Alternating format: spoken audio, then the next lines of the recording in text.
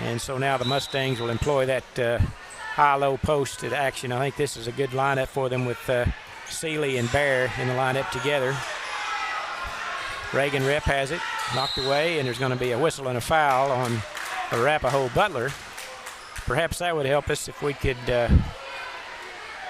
perhaps get them in a bonus situation where we can get to the foul line, if we can pick up some fouls on some penetration dribbles or something. Checking in will be Caitlin Garibay, replacing Jada Aiken.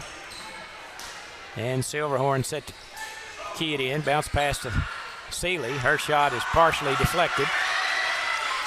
She didn't miss a shot the other evening in the opening period. Opening game, she had 12 points on 6 shots. She's a good shooter. 15-footer just below the free throw line is good by Haley Kalk, and that's 5 points for her, and it's 20-3 with less than a minute to play. Opening period. Cross-court pass is intercepted. All the way down, and layup is good by Lakeland Thompson for her 4th point, and it's 22-3 with 32 seconds to play. Opening period. Brown now will be content to dribble out near the timeline. Burn a little clock. Edlin comes out to charge. And there's a pass that goes away and out of bounds. That'll be the 6th turnover on the Lady Mustangs. A little frustration there, as Lady Mustangs having a little frustration going here, not able to crack into this 1-3-1 zone they're employing. They're just so tall and they move well, and it's been a challenge so far. Edlin in the corner to shot good by Lakeland Thompson, who drove along the baseline and lays it in, and that will do it for the first period. Lady Indians of Arapaho 24, Fort Cobb Broxton 3. You're listening to the Fort Cobb Broxton Mustangs Network.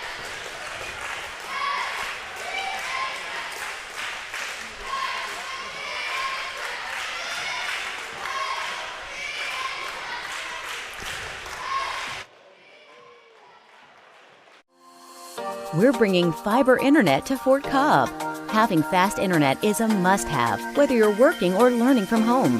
That's why we are building a fiber network in your community. We have wireless internet solutions too, available at Fort Cobb Lake, Crow's Roost, Alfalfa, and more. You can count on us for a fast, reliable connection to the world. We're proud to be a local provider that's part of your community. Get connected to Carnegie Fiber today. Support your school's booster club and get your business in front of thousands of potential customers. Talk about a win-win. Advertising packages start on this streaming station for less than $10 a game. Call 405-726-0835 or email adam@squirtle.com right now for more information. Stream with Pioneer iVideo and more.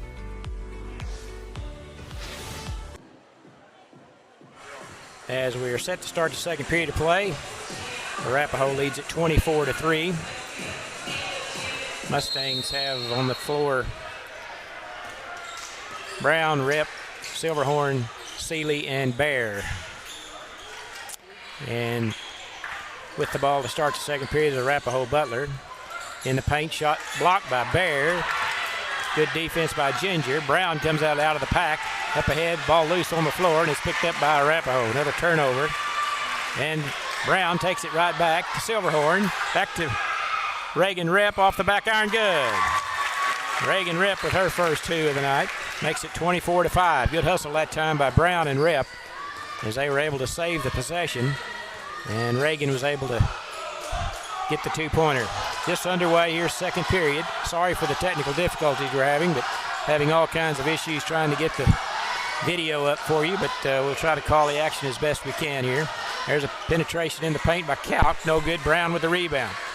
Mustangs have a little spring in their step here to start the second period. Up ahead to Silverhorn in the corner to Bear. Drives around a defender. 14-footer good. Ginger Bear with her first basket and makes it 24-7. And we're going to have a timeout taken by Arapaho Butler. We'll keep it right here as she's going to try to settle her bunch down. After a little spurt here, the Lady Mustangs have opened up the second period with 4 straight points. like to thank our sponsors while we have the opportunity. Ouachita Valley Bank, located in Fort Cobb since 1902, proud supporters of the Fort Cobb Broxton Mustangs. T-Bird's Convenience Store, Mr. Travis Birchie there, downtown Fort Cobb, doing a great job serving the community there. Southwest Oklahoma Driving School. The number to call is 580-512-6936. And Carnegie Fiber, located in Carnegie, Oklahoma. For all your high-speed fiber optic needs, give them a call at 580-654-1002. Don, I think I finally have audio. All right. Glad to have you back, Jared. My partner, Jared Pettyjohn, he's been working feverishly here to get us on the air, and he's finally done it. And it's a lot of stress, I know that. Appreciate all Jared's work. Arapaho with the basketball, down low. Feed to Jada Aiken, and she's going to be fouled on the shot. And a foul is going to be charged to Ginger Bear.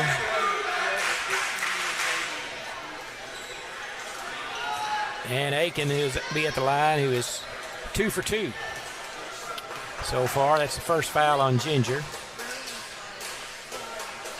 And she cans it. The checking back in for Arapaho's Lakeland Thompson. I was just figuring up their stats here. They've only missed 4 shots today. 1, 2, 3, 4, 5, 6, 7, 8, 9, 10. They've made 10 of them, so outstanding shooting here.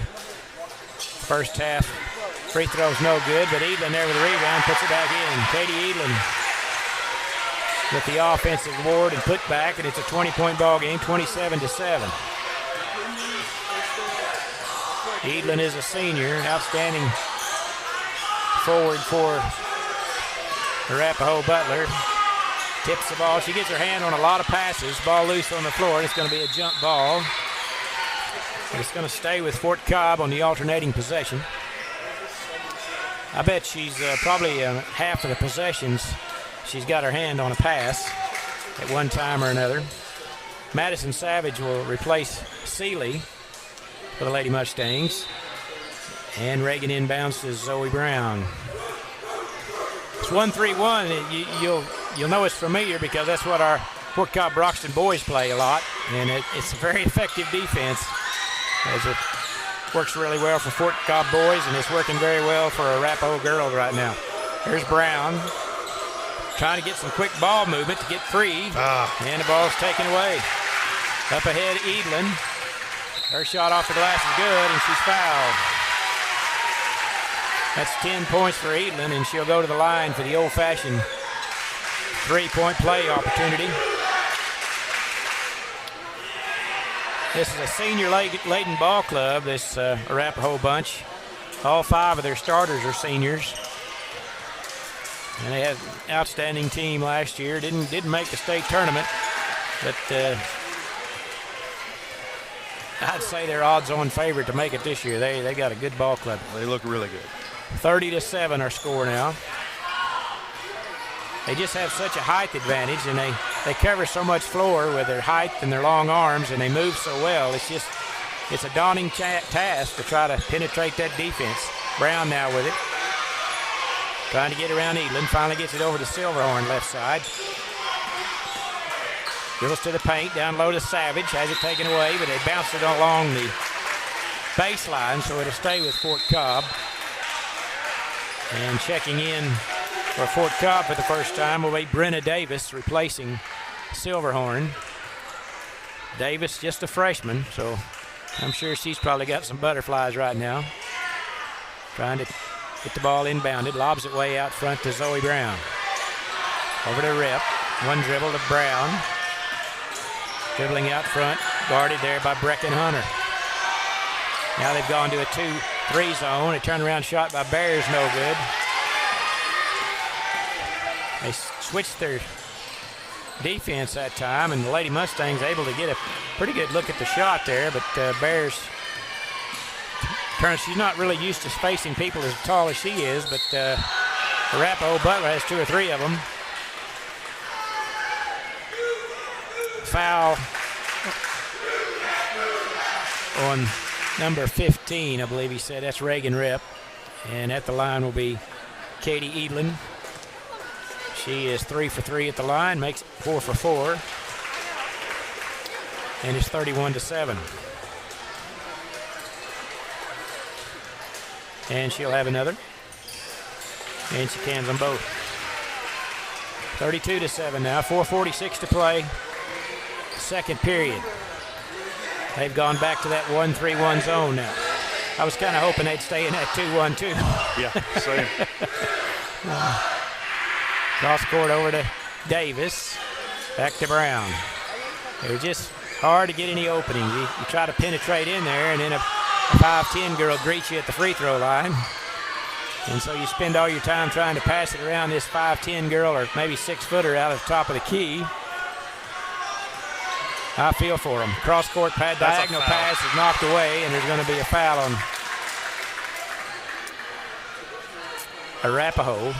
As they say, Lakeland Thompson fouled Madison Savage. What'd you start to say, Jared? I'm sorry. I said that's a foul. It didn't look like they were going to try to call it at first. They lob it in out front to Reagan Rep, trying to lob it into Bear. They got her covered up. As a general rule, just based on last year's team, Ginger Bear is normally our first option. And it's an outstanding option that is. She's a dynamic post player, but boy, it's hard to go against these tall girls from Arapaho. There's the ball kicked in the corner to Savage. Swings it out to Brown. Another thing, if you're going to shoot a three-pointer, you've got to get ready and shoot it quick because they close out on you really quickly. There's Brown, or Bear, turnaround jump shot is no good, but she's fouled. Foul is charged to Jada Aiken, number 1, her first. And that will be the 5th team foul on Arapaho Butler. And Ginger Bear will be at the line for the first time, shooting 2. And she misses the first. Checking in will be Caitlin Garibay for Arapaho Butler. And Ginger's second free throw rims out, no good. Loose ball picked up by Arapaho, and they'll come down, set up the offense. Leading 32-7. Edlin dribbles across top of the key, into the paint. Little 12-footer off the glass and good. Caitlin Garibay, a sophomore. They got 5 senior starters, but the youngsters that they bring in are pretty effective as well. Davis loses a handle on the dribble and is picked up by Haley Kalk. Top of the key, three-pointer on the way, off the heel of the basket, no good, and the ball goes out of bounds off of Arapaho. And Silverhorn will check back in, replacing Savage for the Lady Mustangs. And also in for Arapaho's J.C. South, a sophomore, replacing Kalk. Thanks for joining us, folks. We've got a doubleheader tonight. The Lady Mustangs playing first, and immediately after this game, the Mustangs will be taking on Arapaho. There's Ginger Bear with a basket and a foul. I was just about to say, Don, they had a size advantage down there. Yep. Took advantage of it. Ginger did a good job posting up, and she'll have another chance at a free throw. And she drains that one. That's 5 for Ginger so far. She's got half the points. Zoe Brown has 3, and Reagan Rep has 2. Long pass in the corner to Thompson. Dribbles in the paint. Silverhorn takes it away from her. Good job by Kalia. Racing it down the left side of the floor. Goes around a defender. 14-footer. Left wing jumper won't go. Bear tips it up. Battle for the rebound. Ginger comes away with it. Good job, Ginger. Reagan Rep. 17-footer straight away. Good. Reagan Rep. That's 4 for Reagan, and it's 34-12. Lady Mustangs trail 24-3 after the first period. They've been outscored 10-9 here so far in the second period. Right wing 3 on the way, no good. And Zoe Brown has a nice box out, and she's going to be fouled over the back by number 10, I believe. And that'll be the 7th team foul on Arapaho with 1:53 to play. Second period, so the Mustangs will be in the bonus the rest of the way. See if we can cash in here. Zoe Brown will have the 1-1. Too hard off the back iron. Jared, you need to make free throws in a contest. Especially when you're down like this. Scoring, You got to score when the clock's not running. Exactly. When you're down like this. Exactly right. Mustangs picking up at that man-to-man defense, doing a pretty good job. Thompson has it batted away by Silverhorn. Now in the corner they go to Edlin. Cross-court pass to no one in particular. Goes over the head of number 5, Brecken Hunter, and out of bounds. That's be the 5th turnover now on Arapaho. And so it'll be the Mustangs basket.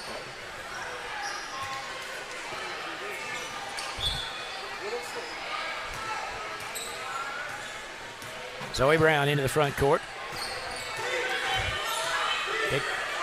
Edlin on her. Tries to get it over to Savage, and the ball is taken away. That's the 10th turnover on Fort Cobb. Edlin into the paint. Bounce pass along the baseline. Now it's kicked out. Near steal. Ball loose on the floor. We're going to have a tie-up. And I think it's going to stay with Arapaho. Good defense by the Lady Mustangs down on that low block. I tell you, we're really scrapping. Yeah, we're not giving up. They're playing hard. In the corner they go to Hunter. Now to Edlin at the free throw line. One dribble, left-handed shot's no good. Bear with a rebound. Over to Brown. Quickly into the front court, over to Silverhorn. Thought about a three, but they closed out on her and they take it away. Another turnover. It seems like they have 8 girls playing defense at times. 40 seconds to play here in the opening half. Right side, Thompson. Silverhorn on her. In the corner. Now ball passed out front, stolen away by Silverhorn. Race to the other end. Ball knocked away. Tough luck that time. It'd have been nice to close the half on that. Looked like Silverhorn might have an opportunity for an easy one, but Arapaho hustled back and swiped it. 10 seconds to play now. Edlin out top of the key, over to Brecken Hunter. 4 seconds. Down low to Edlin. Pass is knocked away by Hunter, and there's 1/10 of a second.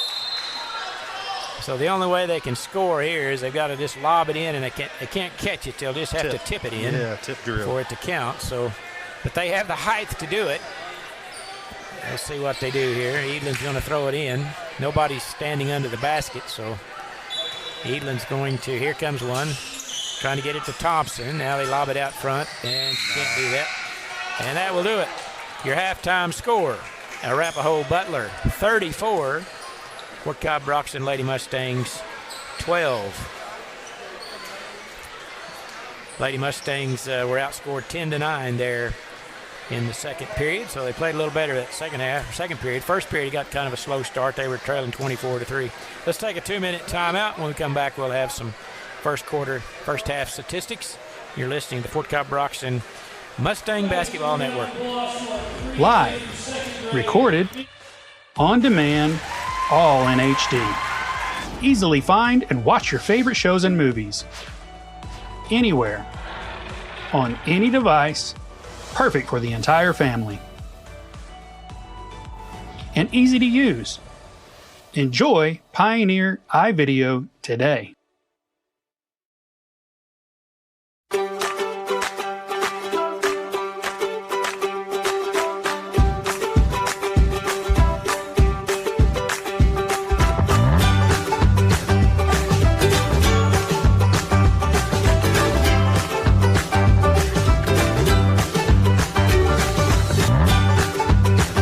Stream with Oklahoma's #1 high school streaming service, Squirtle.tv. Find out more at Squirtle.com/stream.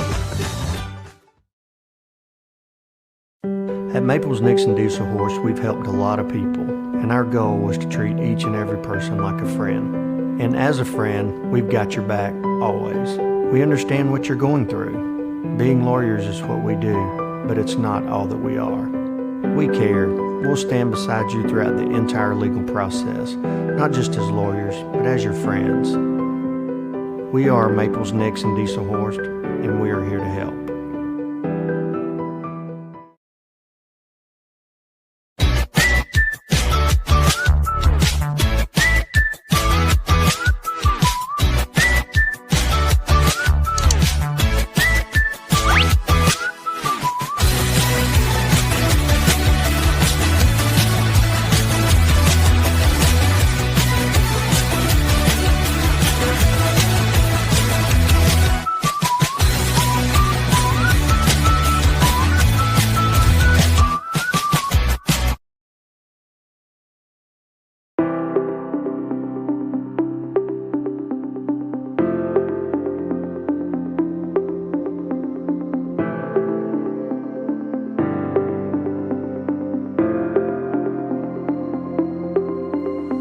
it time for your school or business to purchase a new phone system? Give the experts at Versatile Networks a call. In most cases, we can provide a phone system with brand new phones for less than your current monthly bill. Call us for a free quote today. Allegiant Marketing Group produces inbound lead generation for our clients through integrated traditional and digital campaigns. We continuously develop new strategies, tactics, and productive efficiencies so you can reach your target market and get a measurable return on investment.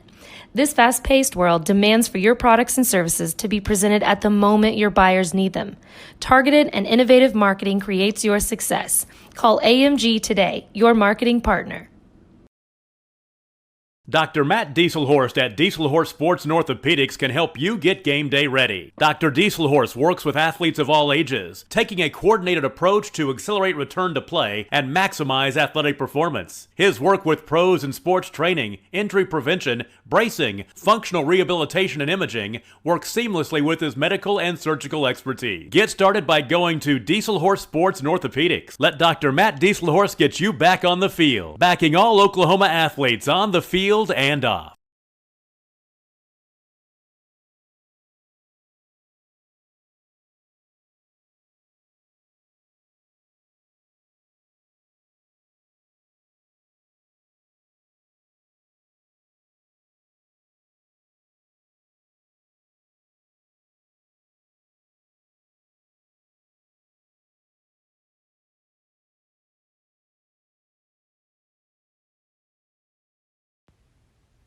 Proud supporters of Fort Cobb Mustangs. The name of the store is T-Birds. Come see Connie for our daily lunch specials.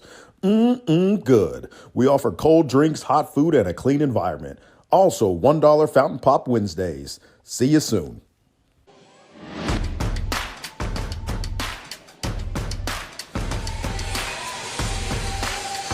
Welcome back to Arapaho. We are halftime of the girls contest. The Arapaho Butler Lady Indians, I should say, lead our Lady Mustangs 34-12.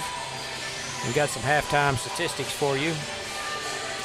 In the first half, Arapaho shot the ball awfully well. They got a good ball club. Senior laden team. They got 5 senior starters. They shot 12 out of 18 in the first half, or 66%. They're scoring. Caitlin Garrity, a sophomore, came in off the bench, scored 2. Haley Kjok had 5. Lakeland Thompson had 6. Jada Aiken had 8. And I think about 7 of those came in about a 1-minute stretch there in the middle of the second period. And their leading scorer, Katie Edlin, has 13 points. Outstanding ball player, plays the point in their 1-3-1, and good shooter. I have that she only missed 1 shot. 4 out of 5 shooting from the field, and she was 5 for 5 from the line. For the Lady Mustangs, they shot 5 out of 14 for 36%. Big problem with the Lady Mustangs in the first half was turnovers. They had 12, so it cut down on the number of shots that they could put up. Scoring for the Lady Mustangs was Zoe Brown hit a 3-pointer. Reagan Rep had a couple of baskets for 4 points. And Ginger Bear leads the Lady Mustangs at the half with 5 points. Turnovers for Arapaho, they only had 5. So 12-5 turnover margin. Certainly didn't help us any there in the first half. We just got so far behind, down 24-3 after 1. And second period, kind of balanced out a little bit. They outscored us 10-9. So, if we can continue that trend, Jared, we'll have something to be cheerful about. Hit our free throws and capitalize on some of those fast breaks. Might have outscored them that second quarter. Yeah, we had an opportunity there late in the very last possession. We had the ball. Looked like we had a breakaway there, and give credit to them. They hustle back, and you got 2 girls back there, and was able to get the ball away from Silverhorn and take it the other way.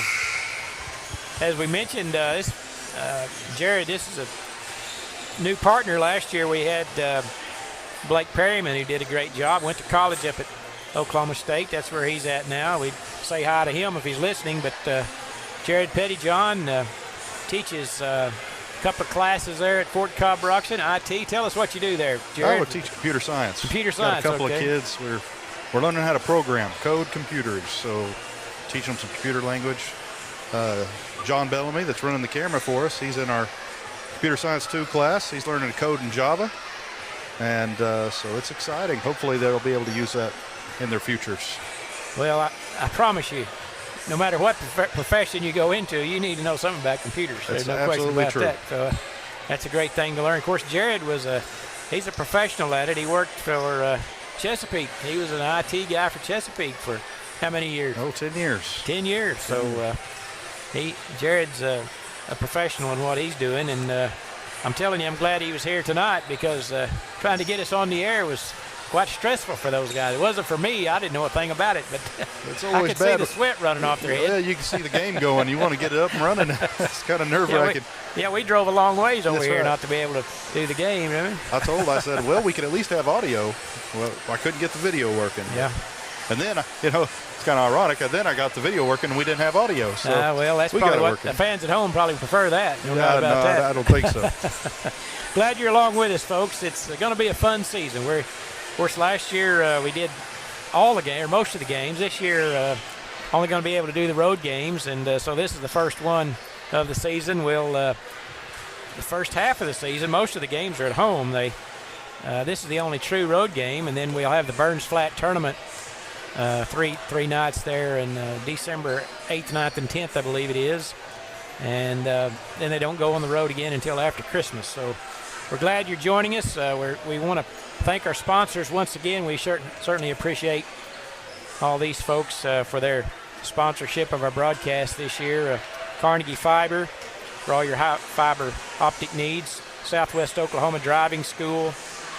T-Bird's Convenience Store, and the Ouachita Valley Bank. We appreciate all those folks, and like to say hi to everybody back home listening, and hopefully the second half will be a little bit better for the Lady Mustangs, as both teams now are huddled around their coaches and about set to go here second half, and it will be the Lady Mustangs basketball. Looks like both teams have their starting five. Silverhorn, Brown, Bear, Reagan Rip, and looks like instead of Savage, we have Brenna Davis for the Lady Mustangs. And Brown will start off the attack once again with that 1-3-1 trap. See what kind of adjustments Coach Rogers made at the halftime to try to change things around, and that's not a good start for the Lady Mustangs. There's a turnover on the first possession. That's one thing you really can't afford, Jared, when you're playing a quality team like this. You cannot give away possessions. Yeah, it's kind of like it's hard enough to score as it is. Penalties in any other sport. If you're playing someone good, you got to clean it up. Yeah, got to play near perfect. There's a shot by Thompson under the basket, but she's going to be fouled on her way up, and she'll go to the line to shoot two. As the foul is on Brenna Davis, her first, I believe. Probably not a bad foul, really. Might as well make her earn it. Yep. Thompson has 6 points on the night. Missed the first free throw. So far, it was a good foul, absolutely. Now we just need to rebound this miss. But she cans that one. That's how it goes. Trying to jinx her. Yeah, I know. It never works the way you want it to. All right, let's see if the Lady Mustangs can get untracked here on this possession. They got Edlin greeting them at the center line. There's Silverhorn, left wing.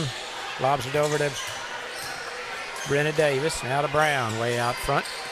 This defense just keeps you pushed so far from the basket. And Fort Cobb's pretty good three-point shooting team, but it's just hard to get one off. There's Brown, finally does.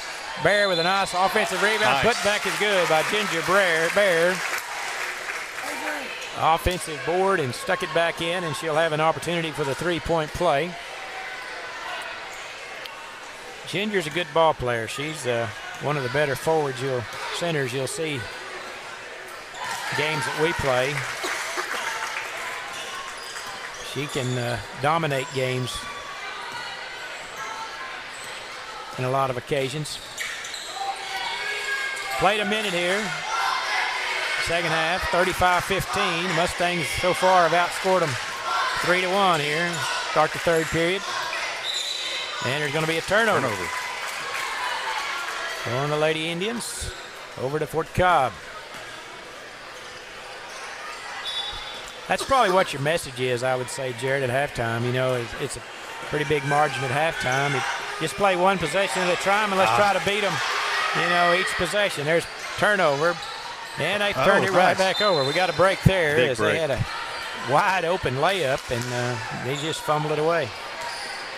Yeah, I think you're right. You just play one possession at a time and start chipping away at the lead. Don't look at the scoreboard. Just try to play each possession, and if you get back in it, that'll be great. If you don't, you've learned something about how to play with them, you know.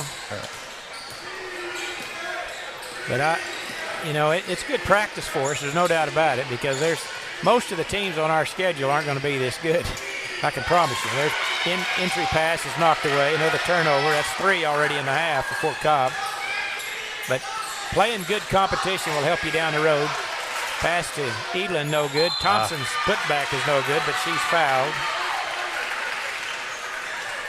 And she'll be back at the line to shoot 2. That will be the second foul on Brenna Davis. And Lakeland Thompson, senior forward for Arapaho Butler's first free throw, is good. That's 2 in a row for Lakeland. With 6:05 to play here, third period. It's a beautiful day today. I tell you what, both free throws are good. It would have been a good day to play golf if I didn't have a job. You know, it was about 75 degrees, shirt sleeve weather. But I think that's going to change here in a few days. That's what they say. Have a day off on Friday. It's going to be really cold and windy, I think. There's another turnover. I think it was one of those deals. She thought about passing it inside, and in the last second she changed her mind, but the ball slipped out of her hand. That's what it looked like. 4 early turnovers. That could have been a travel. Calc shot no good. And Reagan Rip clears the boards. Brown hustles it down the right side. Yeah, it's not a bad plan to get it down to Ginger, but they're making it really difficult. Yeah. Silverhorn's covered up, gets it over to Davis, dribbling out front. Edlin takes it away from her. That's 5 turnovers now. Edlin going against Davis, and then Davis fouls her. That'll be 3 on Brenna. And at the line will be Katie Edlin, shooting 2. Set to check in for the Mustangs will be Funmaker. And free throw no good by Edlin. Brenna just a freshman. She's probably thinking to herself, our junior high game, we didn't play girls quite like this. Well, they've cooled off a lot on the offensive end, but we're not taking advantage of it on offense. Second free throw good by Edlin. Makes it 38-15. 5:15 to play here in the third. Brown walks it across the timeline over to Silverhorn. Wish we could get one up on that three-point arc, get an open three-point look here. Brown holding in the corner. There's Silverhorn, top of the key. Close out on her. Can't get the shot off. There's Brown, right wing 3. Good. That's what I've called for. Zoe Brown with her second tray of the night. And it's back to a 20-point game, 38-18. Three-pointer on the other end is answered by Jada Aiken. Boy, that hurts whenever you make one yourself and immediately they go down and answer it. 41-18. Silverhorn in the corner. Funmaker trying to lob it to Bear. And the pass is too tall, and it goes out of bounds off of Arapaho. So it'll stay with Fort Cobb. Good idea, but his pass was just a little too tall for Ginger to corral. She did a good job even getting a finger on that. You're right. Lobs it out to Reagan. They poke it away from her, but she tracks it down. Over to Brown. The Funmaker. High pass to Rip. Once again, tracks it down at the center line to Silverhorn. Crossover, dribble to Rip. Left wing over to Funmaker. Trying to lob it down to Bear. They've got her fronted. They've got a girl that's about 6 foot tall standing in front of Bear, but it's pretty difficult. There's Rip with it right side. Good possession, though. Take your time. Don't do anything silly. They try to hurry and get around to Bear, and there's knocked away. Trying to work on your half-court offense right here is not a bad idea. Checking in for Lakeland Thompson. It'll be Lakeland Thompson replacing Haley Kalk. Funmaker lost it and it's turned over to Arapaho Butler. Long pass up ahead to Thompson underneath the basket. Shot no good. Got a block out. And Silverhorn gets the rebound. Left-handed dribble, trying to get around Edlin. Can't do it. Picks it up, gets it over to Brown. Now back to Silverhorn. Left wing three, all alone. Oh, halfway down and popped out. Should be ours. And it goes out of bounds. It'll stay with Fort Cobb. Good-looking shot by Kalia that time, but rattle out. And Savage will check in, and she's going to replace Funmaker with 3:26 to play, third period. Silverhorn lobs it way out front to Rip. To Brown in the corner, Silverhorn. Baseline three on the way. Good this time. Kalia Silverhorn with her first basket. And it's 41-21. Okay. Ball loose on the floor, turned over, picked up by Fort Cobb. Bear picks it up. Good defense once again. Brown swings it over to Rip. Left wing three off the glass, no good. Ball loose on the floor. Silverhorn saves it, picks it up, gives it to Rip, over to Brown. In the corner to the Savage. Now they play catch with it out front. They're trying to get the ball to Bear. Now to Brown, straight away three, good. Zoe Brown with her third tray. And it's 41-24. And Coach Edlin is visiting with one of the officials. I don't know if she's going to call a timeout. She will. And it will be a 30-second timeout. We will take it with them. We'll be back after this short break. Ouachita Valley Bank, locally owned and operated since 1902, proudly serving the Fort Cobb area with knowledgeable and friendly professionals that actually care about your financial well-being. Online banking, loans, certificate of deposit, safe deposit boxes, 24-hour telephone banking, and an ATM. For service you can trust, Ouachita Valley Bank, 405-643-2305, member FDIC. We are your premier, best in state driving school, located in southwest Oklahoma at Fort Cobb Public School. In the third period by the Lady Mustangs, they've outscored them 12-7 here with 2:31 to play in the third period. Still got a pretty big lead to overcome, but we're headed in the right direction. 41-24.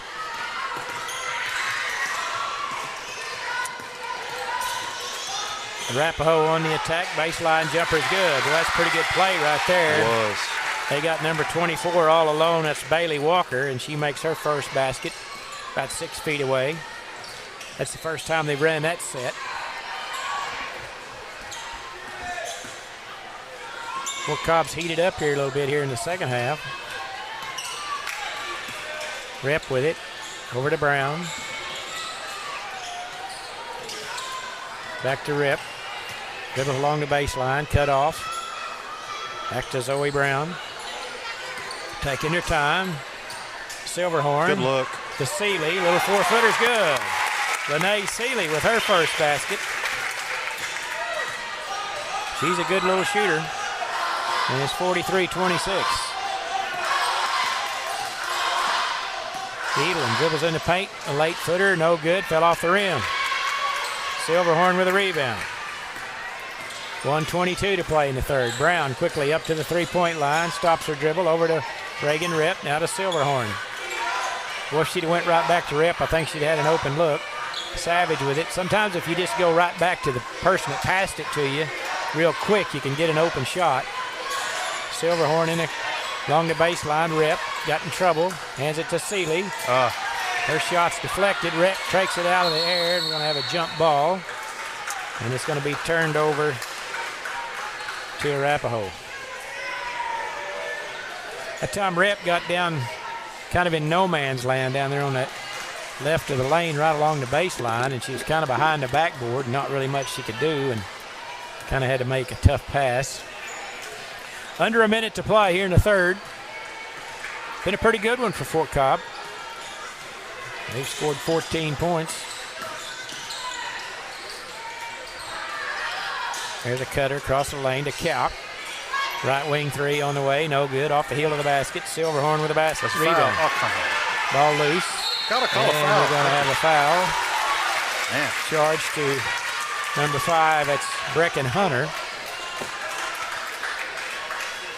With 29 seconds to play in the third period. See if the Mustangs can get off a quality look here. Close out the third. Silverhorn has it. One dribble, picks it up over to Reagan Rip. Now to Brown, right side. Top of the key, Savage. 15 seconds to play. She looks at the clock. Crossover dribble into the near the lane to Savage with 8 seconds. Reagan Rip dribbling, 4 seconds. Lobs it out to Brown with 2. Dribbles around Edlin and kicks it out of bounds as the buzzer sounds. After 3 periods of play, Arapaho leads it 43-26. We'll be back after this 1-minute timeout. We can provide all the services related to driving in the state of Oklahoma, such as driver's education, in-house testing capabilities, permits, and drive testings for a license. The only thing that you will be required from DPS is your eye exam. We have certified instructors that use our cars to teach your students how to be the best drivers from the beginning. Come see us today for all your driving needs. We're bringing fiber internet to Fort Cobb. Having fast internet is a must-have, whether you're working or learning from home. That's why we are building a fiber network in your community. We have wireless internet solutions too, available at Fort Cobb Lake, Crow's Roost, Alfalfa, and more. You can count on us for a fast, reliable connection to the world. We're proud to be a local provider that's part of your community. Get connected to Carnegie.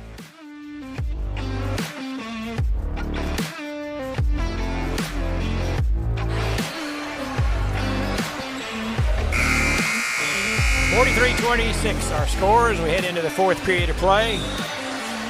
And it will be Fort Cobb Broxton Lady Mustang basketball. We start the fourth period. They outscored them 14-9 that period. So good quarter for the Lady Mustang against a quality team. Got a big hill to climb yet, but just keep chipping away at it. Get your confidence going. Silverhorn inbounds it to Brown. And we're underway. Reagan Rip. Back to Brown. They've changed their defense up. They got away from that 1-3-1. Now they've gone to a man-to-man. Much more to our liking. They've tried to lob it into Bear, but they couldn't get it over Bailey Walker. And she intercepts the pass. That's a near impossible pass when they got the post fronted. Walker's 15-foot turnaround shot's no good. Rebound Rip. Coach Rogers imploring them to run the floor quickly here and try to hurry up and get down the floor before the defense does. You can get an open shot. Nice crossover by Silverhorn. Good play, yeah. Good over play. to Bear. Her shot's no good, but she's fouled. Great play by Silverhorn. That's one of those moves, I think, that sometimes they don't really have the confidence to do it that often, but whenever they do, that'll lead to some good things in the future, I think, Absolutely. when you realize you can do that. Ginger at the line. First free throw, no good.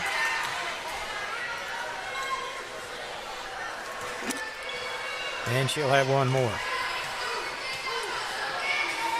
Ginger had 3 points right off the bat there in the start the third period. Kind of been shut out since then, but she got the free throw down. She really don't have to be scoring to be effective on that end of the floor. She's drawing 2 people nearly. That's true. Nearly away from everybody else. Foul is charged to Brown.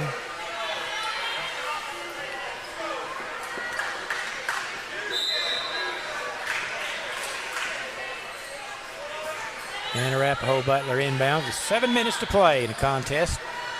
There we go. Silverhorn with a nice steal. Anticipated well. All the way down, and the layup is no good. Too hard. We got the rebound. But Brown is there for the rebound. I think she kind of lost her footing there. That one dribble before she shot the ball bounced a little high, and I think it distracted her a little bit. There's a nice feed to Bear. I don't know. Shot's no good.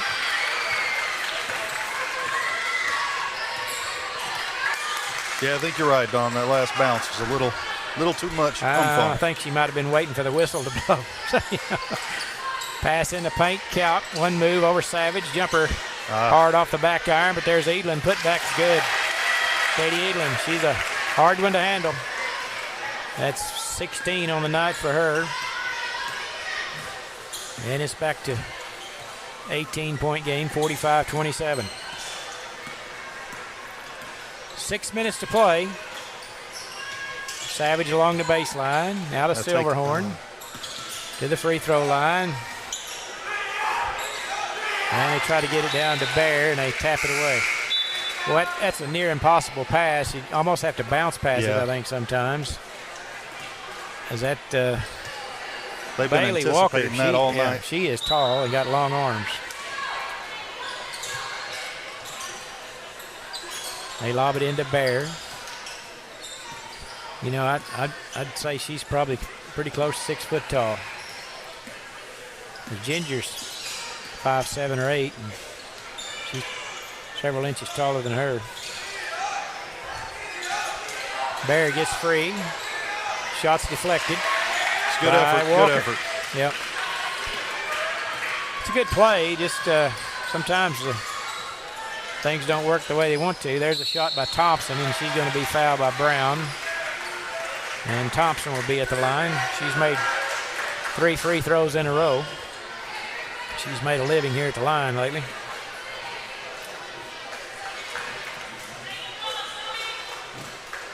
And the first free throw is good. That gives her 10 on the night. They have 3 girls in double figures so far. And she made them both. 47-27, back to a 20-point margin.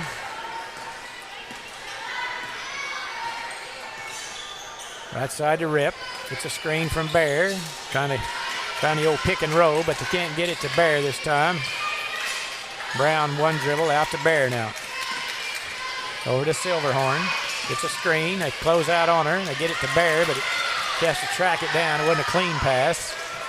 Good idea, but Arapaho does a good job recovering. Once she looks like you not have them beat, they recover quickly. As Silverhorn falls out of bounds. That's the 9th turnover so far here in the second half. They had 12 in the first half, so they're on about the same pace. Too many turnovers to play a team like Arapaho. Edlin going against Rep. Dumps it down low. That was a well drawn up play. Yeah, looked like we kind of got caught napping there for a minute. We were worried about Edlin shooting it, and she passed Brown all alone. And she staggered, stubbed her toe, or she had a wide open look at a three-pointer. That's one she could make 9 out of 10 times probably. Now she'll dribble to the top of the key. There's Silverhorn open over here on the side, but the ball is taken away by Thompson. Lakeland against Savage. Savage hits the deck, and Thompson lays it in for 2. That's 13 for Thompson. And it's a 22-point lead for Arapaho Butler, 49-27. They lob it down low to Bear. It really wasn't a lob. It had a lot of mustard on it. It went out of bounds, but it'll stay with Fort Cobb Broxton. And we're going to have a timeout taken, I believe, by Coach Rogers. It's a full timeout. We'll be back after this 1-minute break. Fiber today. Support your school's booster club and get your business in front of thousands of potential customers. Talk about a win-win. Advertising packages start on this streaming station for less than $10 a game. Call 405-726-0835 or email adam@squirtle.com right now for more information. Stream with Pioneer iVideo and more. Live, recorded, on demand, all in HD. Easily find and watch your favorite shows and movies. Anywhere. On any device. Perfect for the entire family. And easy to use. Enjoy Pioneer iVideo today.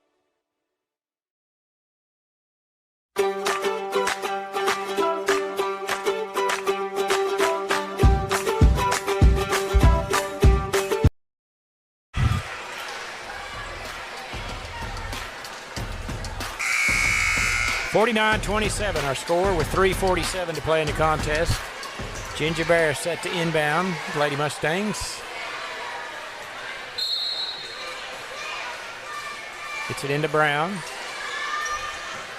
They try to get it back to Bear, and it goes out of bounds. That'll be the 10th turnover here in the second half.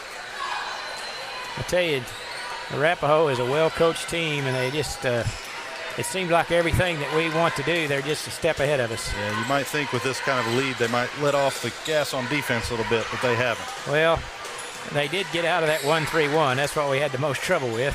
Edelin gets around her defender and lays it in for 2. Yeah, the 1-3-1 was what was caused us the most trouble. It causes a lot of turnovers and such. They've gone to just a straight man now, which is more probably what we'll see during the season. And so it's giving us some good practice here, I think. We're a Class B ball club. Arapaho's Class A. So as I mentioned a while ago,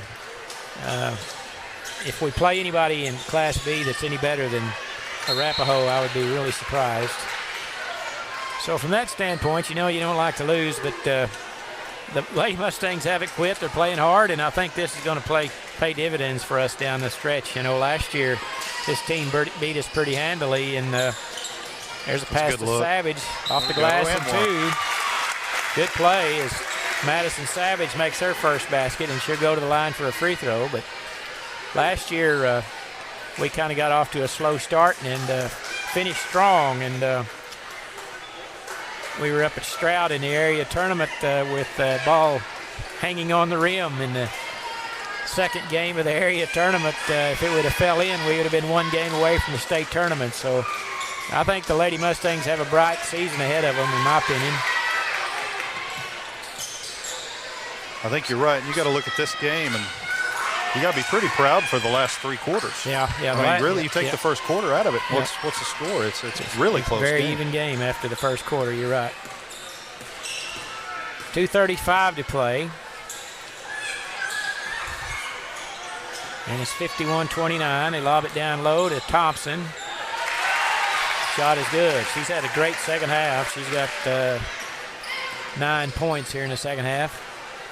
15 overall. And it's 53-29. I was hoping we could outscore them here in the second half. Silverhorn, left wing, trying to get it to Bear, who's battling against Walker. Three-pointer good. Reagan Rep. She drains her first tray. That's 7 for Reagan. Makes it 53-32. Under 2 minutes to play. Lobs it down low to Walker. What a good play. block by Bear, but they get the rebound, put it in. Tough luck as Lakeland Thompson was in the right spot again. Bear had a great block on the taller Bailey Walker, but it just fell right into the arms of Lakeland Thompson, and she laid it in. And Haley Kalk is going to be replaced by Brecken Hunter. And Thompson with a three-point play. Free throw is no good. And out of bounds off of Arapaho, they say. Fort Cobb will have it. We'll take that. Yeah, the Mustangs trail 34-12 at the half, so a 22-point deficit. And right now they're trailing by 23, 55-32. So it's been dead even here in the second half. Bear lays it in for 2. Good pass, good finish by Ginger. As the Mustangs have sent 5 substitutions to the score table, and Arapaho will do the same with 1:22 to play. Edelin dribbles all the way to the paint. Layup's no good. Silverhorn with the quick hands takes it away into the front court. Picks up her dribble, knocked over. They just take it away, go the other way. Here comes Edelin. Her shot is good. He swallowed his whistle, Don. I don't know what happened. Katie Edelin scores on a tough luck shot there. Both teams replace their starters with 1:04 to play. In for the Lady Mustangs will be Anaya Funmaker, Lene Seeley. Number 23 is Rebecca Collins. Number 22 is Demery Weaver. And number 14, Brenna Davis with a minute to play. Get these young ladies a little playing time here. They're down to Seeley. Quickly out to Collins. Over to Weaver, back to Collins. Puts on the line, three-point shot, no good. Arapaho with the rebound, loose on the floor. And up Cameron Oaks now into the front court with 39 seconds to play. In the corner they go, three-pointer on the way, baseline three off the heel of the basket. Battle for the rebound, it's loose on the floor and picked up by Arapaho. Little 12-foot baseline jumper's good by Morgan DeSawatsky. And we're going to have a stoppage, so number 45, Cecilia Alexander, can check in with 19 seconds to play. And Demery Weaver and Brenna Davis will bring the ball into the front court with 10 seconds to play.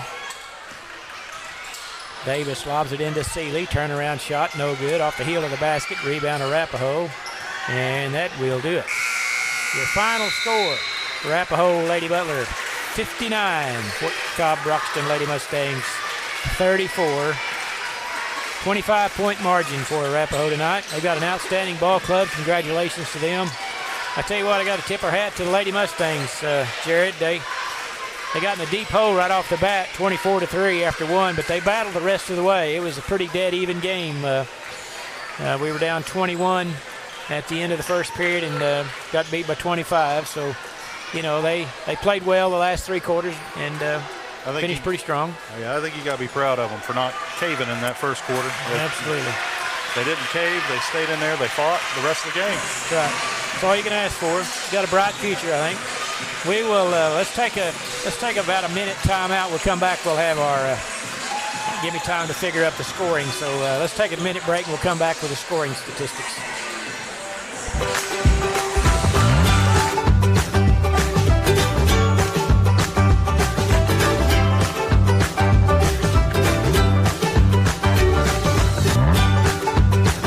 Stream with Oklahoma's #1 high school streaming service, Squirtle.tv. Find out more at Squirtle.com/stream. At Maples Nixon Diesel Horse, we've helped a lot of people, and our goal was to treat each and every person like a friend. And as a friend, we've got your back always. We understand what you're going through. Being lawyers is what we do, but it's not all that we are. We care. We'll stand beside you throughout the entire legal process, not just as lawyers, but as your friends. We are Maples Nixon Diesel Horse, and we are here to help.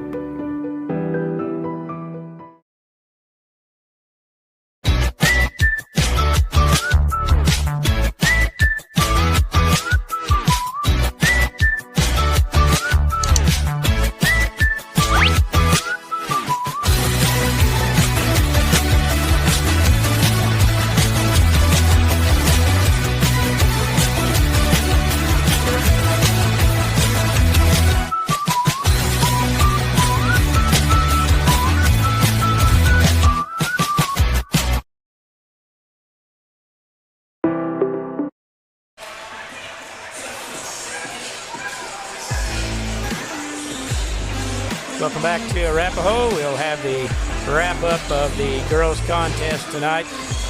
Arapaho Butler Lady Indians. The rankings aren't out yet. They're a Class A ball club, but I guarantee you they'll probably be in the top 10 when the rankings come out. They defeat Fort Cobb tonight 59-34. Give you the scoring for both teams. First we'll go with Arapaho Butler. Bailey Walker had 2 points. Morgan DeSwatsky had 2. Caitlin Gareby had 4. Jada Aiken had 11. And the two outstanding players for Arapaho, Lakeland Thompson had 17 points and Katie Edlin had 20. So they got a good ball club and well coached by Christy Edlin, and that's their 59. For the Lady Mustangs, scoring for them, Lene Seeley had 2. Madison Savage had 2. Aaliyah Silverhorn had a 3-pointer. Zoe Brown had 9 points. Reagan Rep had 7. And leading scorer for the Lady Mustangs, Ginger Bear.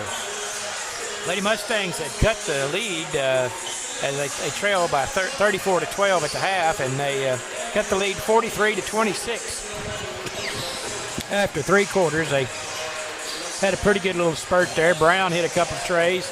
Silverhorn hit one. Reagan Rep hit one all there in the third period and cut the lead to 17, but Arapaho pulled away in the fourth quarter, winning 59-34. Turnovers was a big problem tonight for the Lady Mustangs. I had them for 22, 12 in the first half and 10 in the second half. So one thing you got to cut down on when you're playing a quality ball club, you got to cut down on the turnovers. So that's pretty well wraps it up. Jared, you got any comments to make about the girls' contest tonight? No, I don't. I think it was a good game there from the second period onward. So I think they got a lot to look forward to, as you said earlier. They're a good club. They're strong. They're scrappy. They stay with it, and I think they're going to have a great season. I'd like to thank our sponsors here while we have the opportunity. Ouachita Valley Bank in Fort Cobb since 1902. T-Bird's Convenience Store, operated by Mr. Travis Birchie and his crew, do a great job. Southwest Oklahoma Driving School over in Apache, I believe now. 580-512-6936 is their number. And Carnegie Fiber for all your high-speed fiber optic needs. Give them a call at 580-654-1002. I'd like to thank all those fine sponsors. We're going to take a 2-minute timeout. When we come back, we'll have the boys' contest. Get set for the Fort Cobb Broxton Mustangs taking on the Arapaho Butler Indians. You're listening to the Fort Cobb Broxton Basketball Network.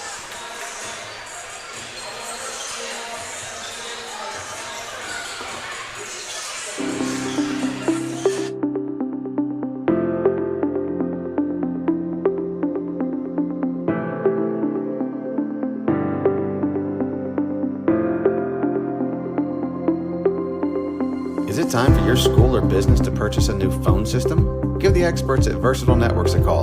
In most cases, we can provide a phone system with brand new phones for less than your current monthly bill. Call us for a free quote today. Allegiant Marketing Group produces inbound lead generation for our clients through integrated traditional and digital campaigns. We continuously develop new strategies, tactics, and productive efficiencies so you can reach your target market and get a measurable return on investment. This fast-paced world demands for your products and services to be presented at the moment your buyers need them. Targeted and innovative marketing creates your success. Call AMG today, your marketing partner. Dr. Matt Dieselhorst at Dieselhorst Sports and Orthopedics can help you get game day ready. Dr. Dieselhorst works with athletes of all ages, taking a coordinated approach to accelerate return to play and maximize athletic performance. His work with pros in sports training, injury prevention, bracing, functional rehabilitation, and imaging works seamlessly with his medical and surgical expertise. Get started by going to Dieselhorst Sports and Orthopedics. Let Dr. Matt Dieselhorst get you back on the field, backing all Oklahoma athletes on the field and off.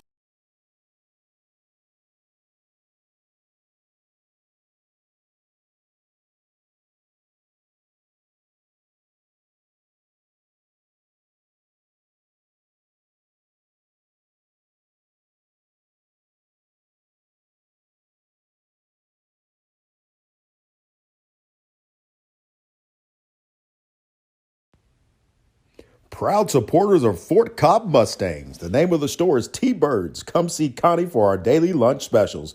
Good. We offer... All right, we're set to go for the starting lineups for the Fort Cobb Broxton Mustangs. A senior, number 2, Jackson Willits. A junior, number 3, Cray Rogers. A senior, number 4, Simeon Collins. A senior, number 22, Blake Nunn. And a senior, number 33, Ian Taylor. So we got 4 seniors and a junior starting for Coach Hines' Fort Cobb Broxton Mustangs. They defeated Indiahoma in their opener 78-21. And now for the Arapaho Butler Indians, they start a freshman, number 2, Orson Jabara. A senior, number 4, Landon Donaldson. A senior, number 20, Desmond Lady. A number 23, Camden Scott. And a senior, number 24, Kanan Reed. They are coached by Mr. Logan Rogers, and they come into the game with a record of 2 wins and no losses. They have defeated Granite in overtime, 37-36. And they defeated Blair Friday night, 69-41. They've got a good tradition up here at Arapaho Butler. I was looking at some statistics before I came over here. They've been to the state tournament 3 years in a row. Last year they lost in the opening round to Tushka by 3 points. And Tushka, you might remember, went on to win Class A state championship last year. I think Arapaho lost some of their players off of that team, but I know last year they came to Fort Cobb in the second game, and they defeated the Mustangs last year on the Mustangs' home court. So we know they're well coached. They'll play well. Spoke to Coach Hines a little bit before the game, and that's what he told me. He said they'll be well coached, disciplined, and they'll put up a good fight. So the Mustangs will have to be ready tonight. Ian Taylor jumping center against Kanan Reed. And we're about set to go.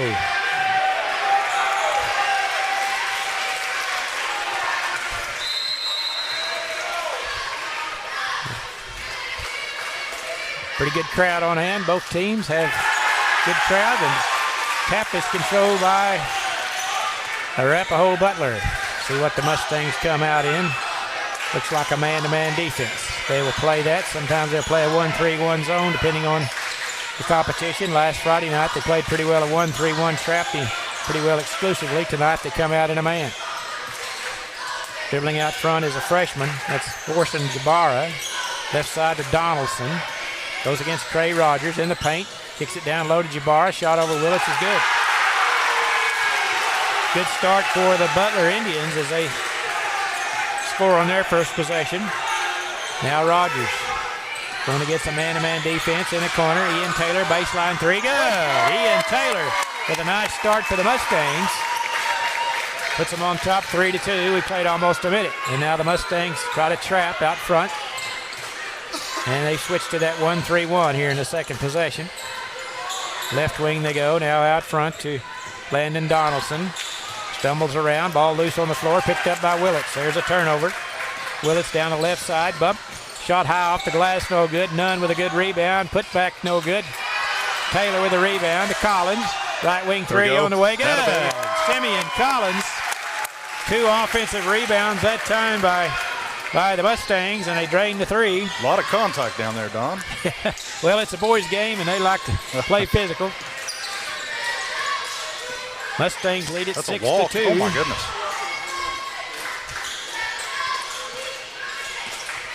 Taylor out on number 4, Donaldson. They kick it right side to Jabara. His shot's no good. Rogers there with a rebound. Quickly into the front court, all the way to the rim. Left-handed layup, spins off the glass, no good. Tough shot. He got right under the basket. He kind of had a tough angle. Had to try to spin it off the glass. It wouldn't drop. Quickly comes down to Arapaho Butler and going to have a travel on Landon Donaldson. Their second turnover here early. And the Mustangs with a quick 6-2 lead. Tell you what, those three-pointers add up quickly, you know, when you make them. They're 2 for 2 from deep. Now Rogers into the front court. Between the legs dribble, gets a screen, kicks it in the corner. Taylor's second three on the way, this time short. And Arapaho clears the boards. Now they've gone back to a man-to-man. Crossover dribble in the paint. Donaldson shot's good. Landon Donaldson with a nice basket. Makes it 6-4. They've got some skills, it appears. Rogers now going against Jabara. Over to Ian Taylor. Might have got a travel there. Kind of shuffled his feet. Collins, long three-pointer, left wing, good. Simeon Collins with his second tray. And Coach Logan Rogers wants to take a 30-second timeout to talk about it. We'll just keep it right here. Mustangs have come out on fire from deep. They're 3 for 4, I should say. All 9 of their points come on three-pointers, Jared. They seem content with leaving them open up out there, and we seem content with taking that shot. Well, I think that might be the timeout taken here, that perhaps Coach Rogers is going to implore his guys to get out on our three-point shooters. And that's okay because we can take it to the rim as well. So we've got some options there. It's nice to start the game making them. Absolutely it is. Absolutely is. The Mustangs got quite a program. Coach Hines, I hate to say how many years. It's been over 20. I won't say an exact number because I'd probably be wrong, but I do know this. In his career, he has 657 victories. He's number 10 all time in the state of Oklahoma win list. So if he wins just a few more, he'll be in number 9. So quite a coach the Fort Cobbs has, Coach Hines. He's won a lot of ball games.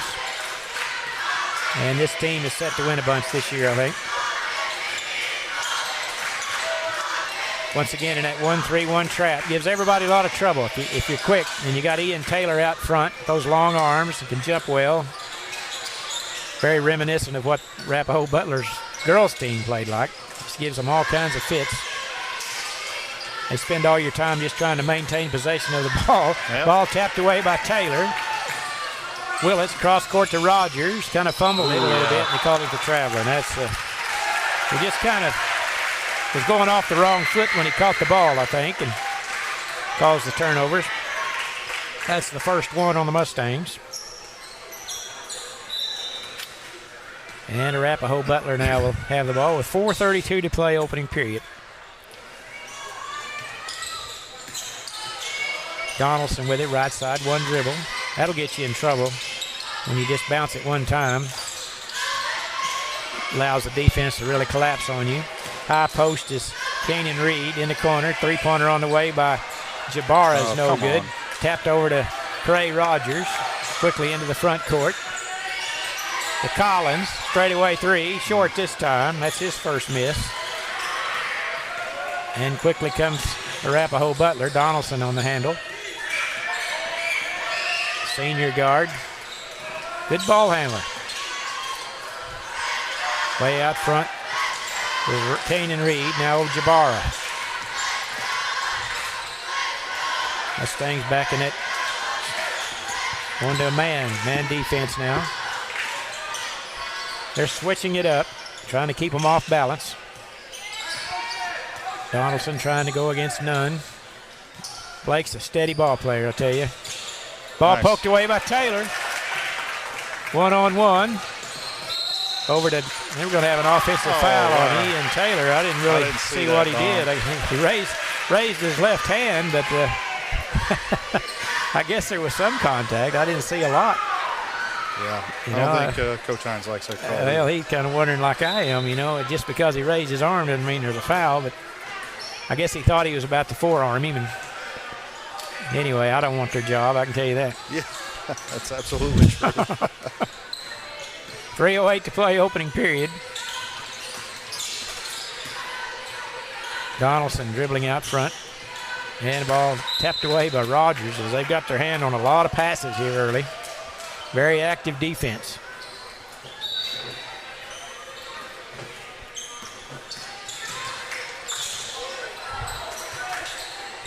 Out front is number 20. That is Desmond Lady.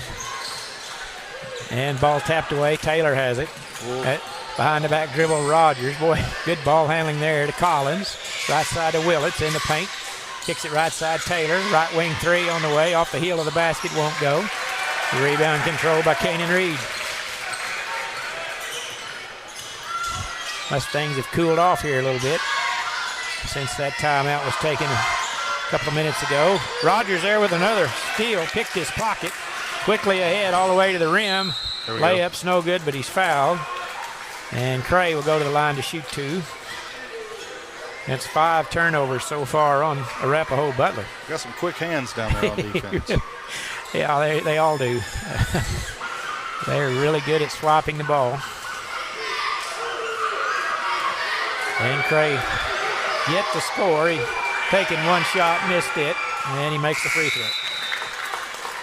And checking in will be, for the Mustangs, number 14, Eli Willits, a freshman, replacing Ian Taylor.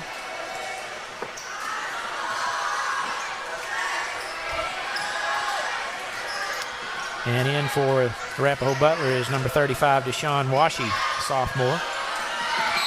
And Rogers' free throw is no good, and we had a violation anyway. He had someone in the lane too quick. So the score is 10-4 with 2:19 to play, opening period. Donaldson brings it into the front court. Now Eli will play that point of the zone. He's out very quick. Not as tall as Taylor, but he's a good jumper and very quick, very active out front. He kind of walks when he That jump stop looks like a walk to me sometimes. Yeah, I think he's flirting with it. It's kind of awkward. Just doesn't look quite kosher. I'm not sure what it gains either. There's going to be a foul on Nunn. He's kind of staggered into him. It'll be Blake's first. Coach Hines is telling the official that's twice he's walked. Referee said, okay, I'll watch it. That's a pat response, I think. We'll see if they call that here in a minute now.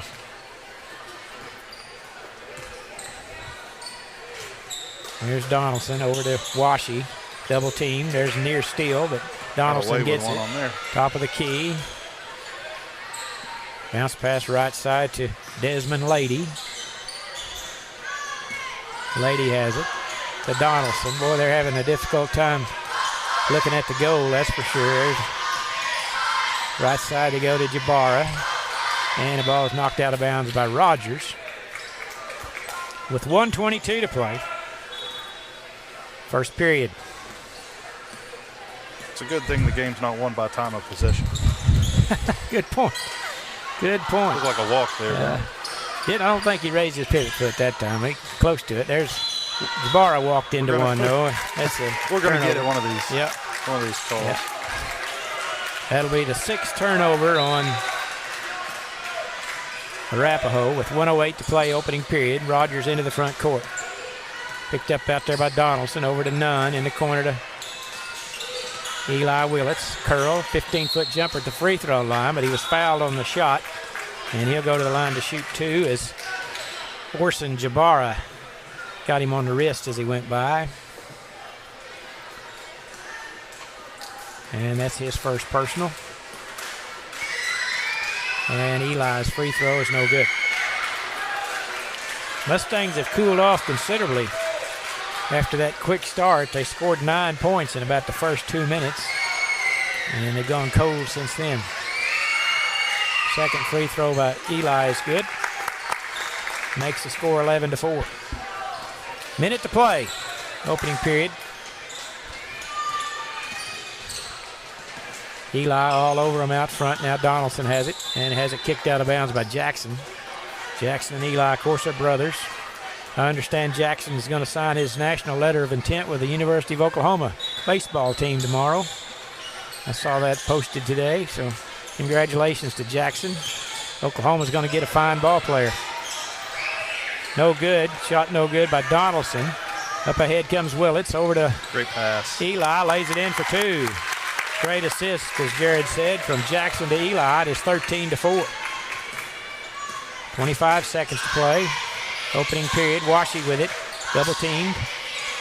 You dump it down low to Jabara. Back out to Lady. Now Donaldson has it. Back to Lady. Right wing three off the heel of the basket. Ball tapped over to Willits with 7 seconds to play. 6 into the front court. Gets a screen from Nunn. Cuts into the paint. And it's going to be foul as looked like he was going up for the shot to me. We'll see if they call it a shooting foul. They're going to discuss it. With 0.2 of a second to play. He was going up with the ball. There's no doubt about that. Kind of looks like everybody thinks he was except for the officials. We'll see. They're going to give him 2 shots, they say. Well, Jackson will be at the line, yet to score, but he'll have 2 free throws here. He's only taken 1 shot so far. Chance to put the lead up a little bit, and he does. 14-4 now. That's a nice effort to push it there. Oh yeah. Not to pull up, but attack the goal. He didn't panic. Just didn't take a wild shot. He makes them both, and it's 15-4. And that will do it for your first period. After one, Fort Cobb Broxton 15. They're going to reset that, Don. He never touched it no, on the he inbound. Didn't. Well, the only way they can score with it is to tap it in, because it's 0.2 of a second, so it's kind of just a waste of time here, it looks to me like. But hopefully they can figure out the scoreboard. Those things are always a little tricky about putting putting tenths of a second on the clock is not the easiest thing in the world sometimes. And now they got it to 3. And let's see if they can get it to 2. If I was them, I'd just tell the clock operator just start it a little quicker. Or just say that's good enough. Let's call it good. Oh no, they're gonna make it happen. Hines, they got it down to point two. What they need is an IT guy like Jared Pettyjohn to go down there and fix it for them. But they got it. They figured it out. And all that for this. Yep. And that will do it. At the end of one quarter, Fort Cobb Broxton 15, Arapaho 4. You're listening to the Fort Cobb Broxton Basketball Network.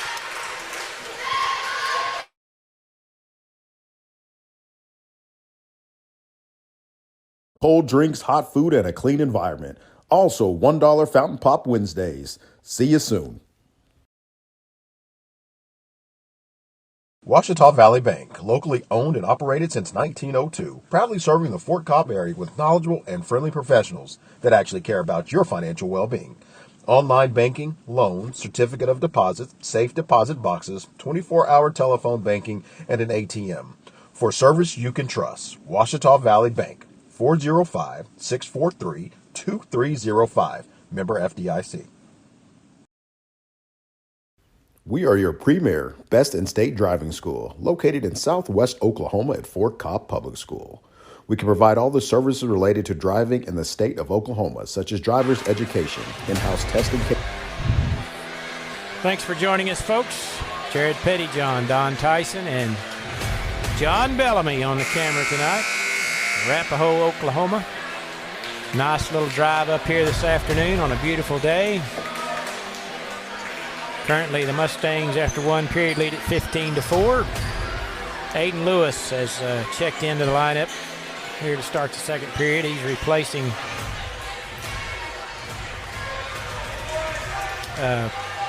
Collins. No, who did he replace? Who's not out there? None. He replaced none. So we got Levi and Jackson and Cray and Simeon and Aiden Lewis on the floor for the Mustangs. Man-to-man defense. There's Willits going against Washi in the paint. Hard, muscled-up shot, no good, but he's going to draw the foul. That's a good, tough move there by Jackson Willits as he caught the ball right in front of the basket and muscled it up. And he'll go to the line to shoot two, where he's 2 for 2 from the line. As I mentioned a moment ago, he's going to sign with the University of Oklahoma tomorrow. So that's big news, obviously, when you have one of your classmates sign a Division I scholarship to a program like that. The Sooners coming off a College World Series championship appearance last season. So great program to join. I'm sure they're thrilled to death to have Jackson a part of that program. Little 14-foot elbow jumper, no good, and Jackson gets the rebound, and he's going to be fouled by Washi. And that will be the 5th team foul on Arapaho, and the second foul on Washi. And Rogers will walk the ball into the front court. Between the legs dribble, right side to Eli. Aiden Lewis over to Collins. They close out on him. Great pass to Eli, lays it in for 2. That's 5 for Eli, and Coach Rogers takes a quick timeout to make some adjustments. The Mustangs, I'll tell you what, there's nothing prettier than a great assist, you know, when you move the ball quick like that and you find a guy wide open under the goal. That's a pretty play. Fun to watch that. I'll tell you what, Coach Hines has had a lot of good ball clubs over his last 20-odd years at Fort Cobb, but they always have their outstanding teams have always had an outstanding point guard that can make passes, and they're always good passing teams because they're unselfish. You know, they don't depend on one guy as a general rule. They win ball games. That's right. They play as a team, and unselfish ball, and you're seeing some of that tonight. They lead at 18-4. Just underway here in the second period.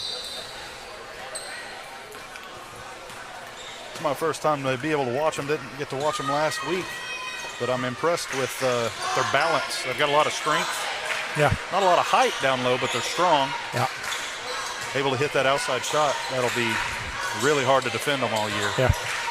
Yeah, that's one of the things, ball loose on the floor, and it's scramble for it, and going to have what are they going to call, a foul on Lewis, maybe? Not sure. I believe he's going to call a foul on somebody. Aiden Lewis going to pick up the foul. I think he jumped on somebody to try to get the ball, but over the many years before Cobb played, that height has never been one thing we've been accused of. We've had a few tall ones, that are, maybe 6'4" or so, but not any real, what you'd call real skyscrapers. But we all have a bunch of good ball players year after year, good ball handlers, good. Of course, Hines preaches defense, and they're always play really good defense. And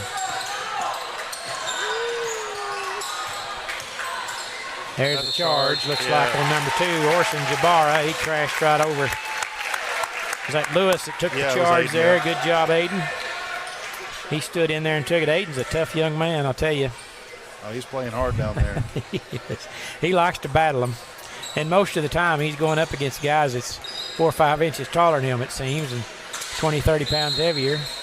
And we're going to have a whistle away from the ball. They're going to call a foul on Eli for a moving pick. On the other end. I wasn't watching. I wasn't either. Did you see it? Nope. First personal on Eli. Back to that 1-3-1 trap we go. Left side we go to Desmond Lady. Ever since they kind of started watching that jump stop move, he hasn't done it anymore. Right side to Donaldson. Rogers and Eli on him. Boy, there. Donaldson crashes into the paint, and he's going to bump into Lewis. And there's obviously who initiated that contact, but Lewis is going to pick up the foul. Unfortunately, that's a tough one there, boy. Unfortunately, he had just taken a step back, but he lowered his shoulder. Well, yeah, I mean, there's not really much you can do when you're backing up and they run into you. Yeah. Coach Hines is asking the same question. Left-handed free throws no good by Donaldson. I wish we had an instant replay. Well, hey, maybe we can work on that. Do we have it on the screen there? Maybe we can get that pulled up one of these days. Second free throw, no good. We missed them both, and we're going to have a foul on the rebound. And who's he going to give it to? Washy. That'll be 3 on him. And that's the 7th team foul on Arapaho.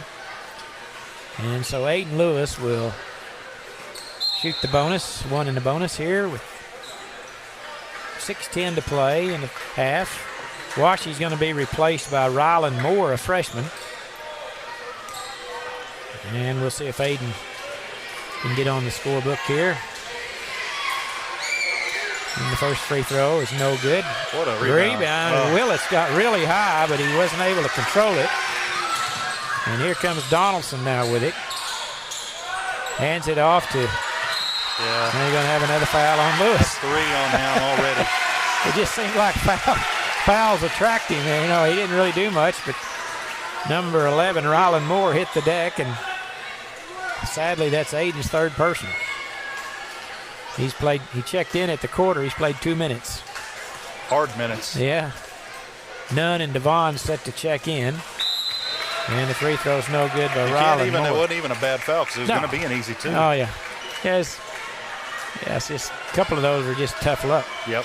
Devon replaces Collins, and Nunn replaces Lewis. What did you say? Played 2 minutes? He checked in at the quarter. He had 3 fouls and was fouled twice. Exactly.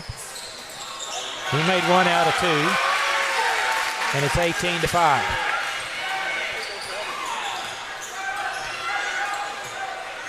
Action is kind of slowed to a snail's pace here in the last 3 or 4 minutes. A lot of stoppages. There's Nunn where the great pass from Willits, and he lays it in for 2.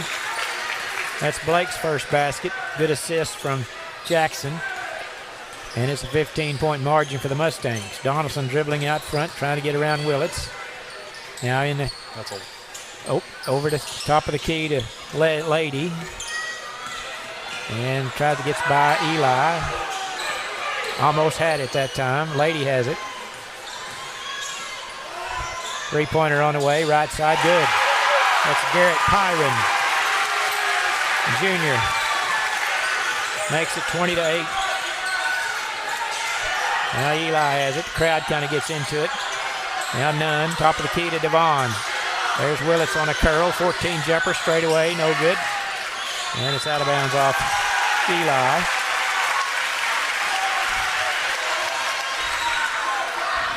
And it'll be Arapaho's basketball.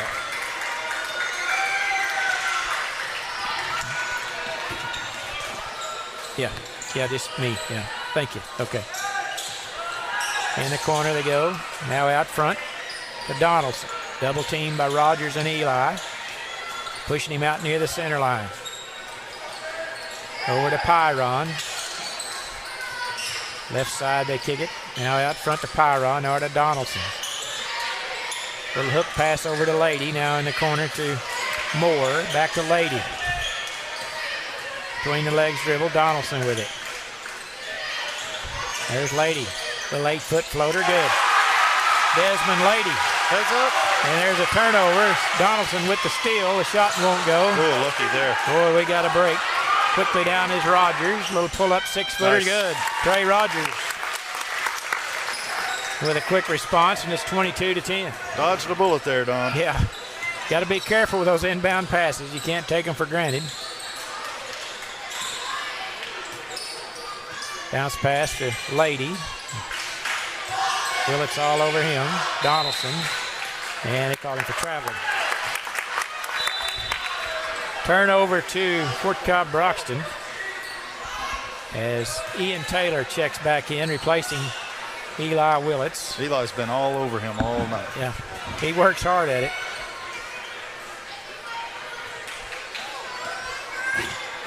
And now Rogers will bring it into the front court. Taking it down the left side. Gets a screen from Nunn. They switch out on him. Cross-court pass in the corner. I'm not sure if he was going to Nunn or Devon, but he was too tall and went out of bounds. That's the 2 turnovers now on the Mustangs.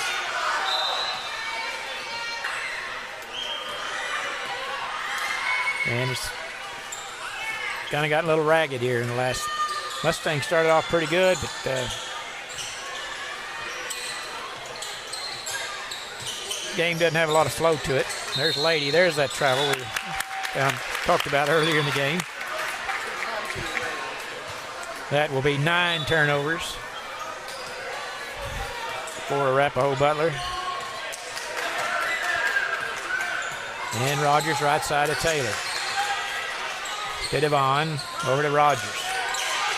Jackson, top of the key. Lady all over him. Now Donaldson fouls him. And Jackson will be at the line for the 1 and the bonus. As Eli set to check in. Didn't get much of a break, did he? No. He's going in for the shooter, he says.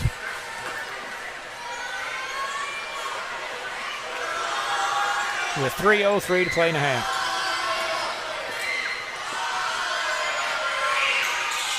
And he makes the first. Jackson is 4 out of 5 at the line. All his points have come by the free throw route. And he'll have one more.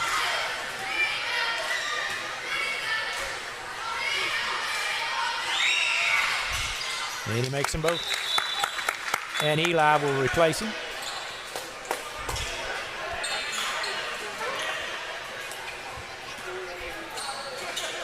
.303 to play, second period. Ian Taylor picks up Donaldson. All over him. I tell you, don't get a break. They take one guy out, put another one in. They just keep rotating fresh bodies in for that, play that point of that zone. And it wears on an offense, I'll tell you. Pass along the base, drive along the baseline, and he fumbles it, but they say Nunn knocked it away from him out of bounds.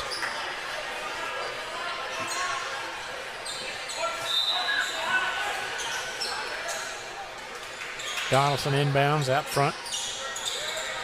Now to Lady. Back to Donaldson. He and Lady play catch. Right wing 3 on the way. Long 3-pointer by Pyron's no good.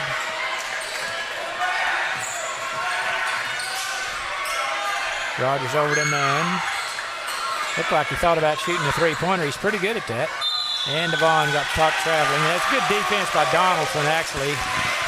Devon was kind of had in mind to pass to Rogers, and Donaldson kind of lulled him to sleep there and jumped out on him and caused him to hesitate and travel with it. And Collins now will replace him. sometimes when you have in mind what you're going to do and defender jumps between you and your target, doesn't work too well. Yeah. There's Pyron with it over to Donaldson. Fumbled it briefly, picks it up. Cross court pass to Pyron. Now Donaldson, left wing three on the way. He rattled out. Nunn with a good rebound. Oh, that's a foul. Donaldson poked it away. Up ahead to Rogers. All alone. Left wing three on the way. Good. Trey Rogers all alone. You can count that. That's 6 for Trey, and it's the biggest lead of the game now for the Mustangs, 27-10. There's a lady with it between the two defenders, taken away by Eli. Quickly up ahead, and Lady comes from behind and fouls him. And that will be the 9th team foul on Arapaho. So Eli will be at the line to shoot 1-1. That's the 2nd foul on Lady. And Eli, who is 1 out of 2 at the line so far, rimmed out.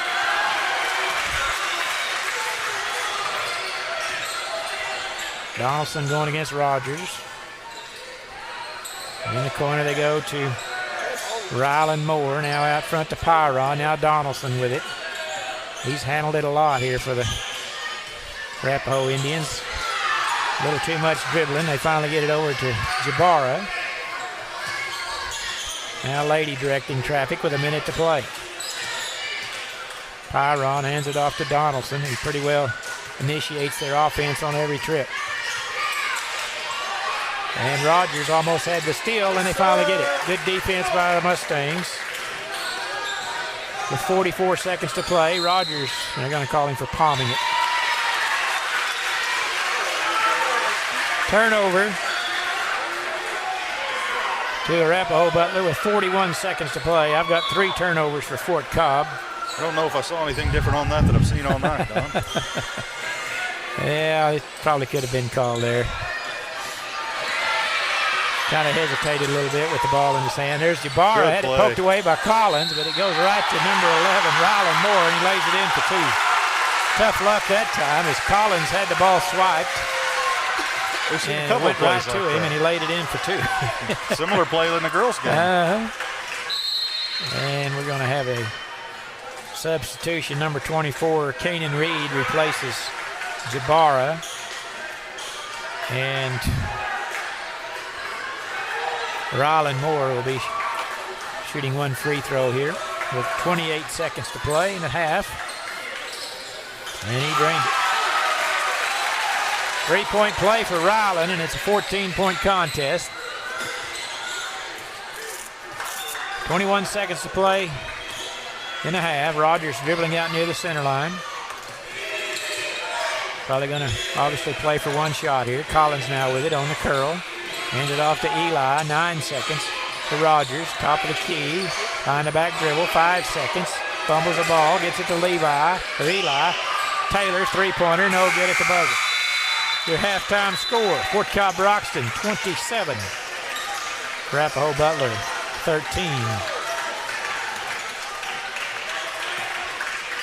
Let's look at the halftime statistics here while we have a moment. The Mustangs led it 15-4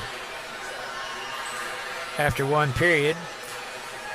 Lead it 27-13 here at the half. They outscored them 12-9 there in the second period. We'll look at the scoring first for Arapaho Butler. Garrett Pyron had a 3-pointer for 3 points. Desmond Lady with 2. Rylan Moore with 3. Landon Donaldson with 3. And Orson Jabara with 2. So pretty balanced scoring for Arapaho as 5 players, all no more with all of them with 2 and 3 points apiece. First half, they had 10 turnovers, which is a pretty big story of the contest so far, as they had a difficult time maintaining possession of the ball against this good Mustang defense. Scoring for Fort Cobb Broxton, as they started off really hot, scored 9 points in the first 2 or 3 minutes of the contest, all on 3-point shots, but then they cooled significantly after that. I don't think they made a 3 until late there in the second half, second period, when Rogers hit one a moment ago. But Ian Taylor had 3 points. Blake Nunn with 2. Eli Willits with 5. Simeon Collins with 2 3-pointers and 6 points. Cray Rogers with 6 points. And Jackson Willits has 5 points, all coming from the free throw line, as he is 5 out of 6 from the free throw line. So your halftime score, Fort Cobb 27, Arapaho 13. I'd like to ask Jared Pettyjohn. Jared, what's your assessment now of the first half so far? Well, like I said, they've slowed down a lot. Trying to work off the soundboard here, trying to get. Oh, okay, I caught you off guard. Okay. They started off hot, but it's been solid. They played defense really well. I think that's important.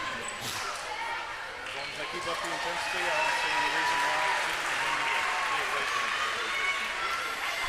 All right, we'd like to thank our sponsors while we have the opportunity: the Ouachita Valley Bank in Fort Cobb, T-Bird's Convenience Store, Southwest Oklahoma Driving School, and Carnegie Fiber from Carnegie, Oklahoma.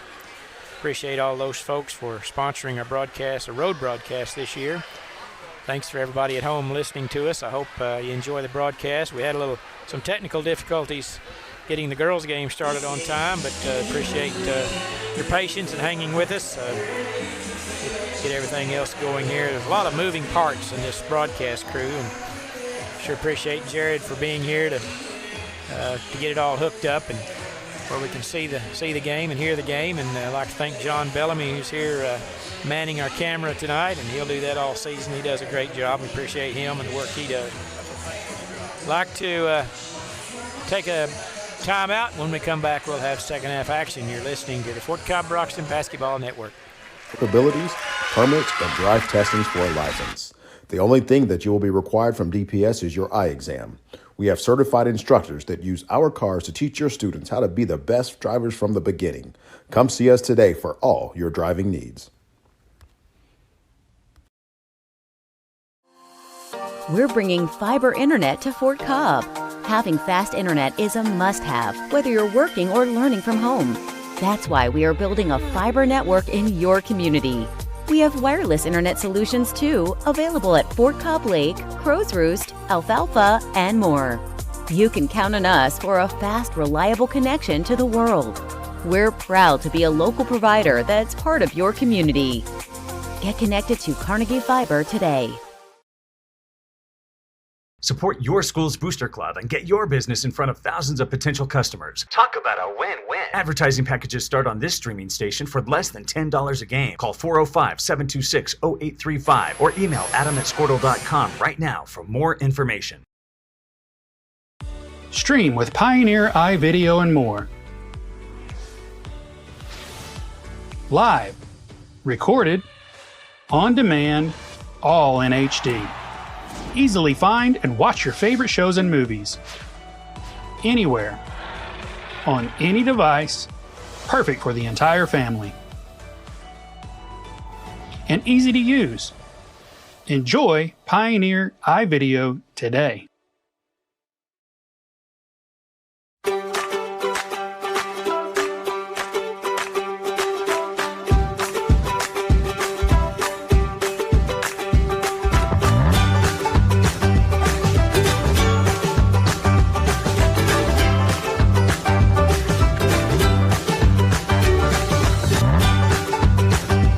Stream with Oklahoma's #1 high school streaming service, Squirtle.tv.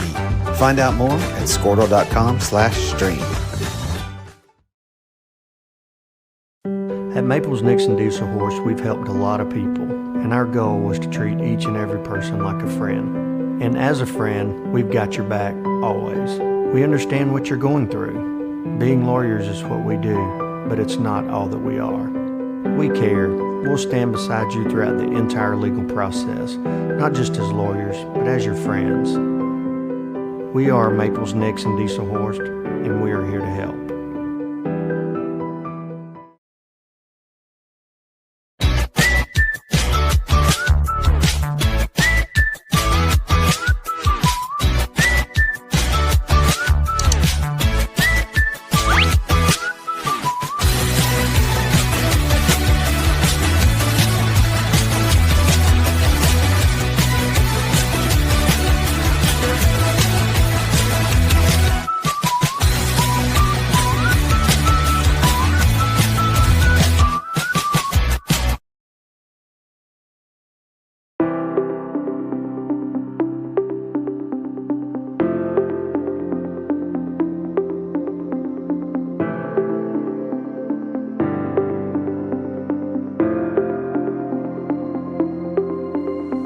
it time for your school or business to purchase a new phone system? Give the experts at Versatile Networks a call.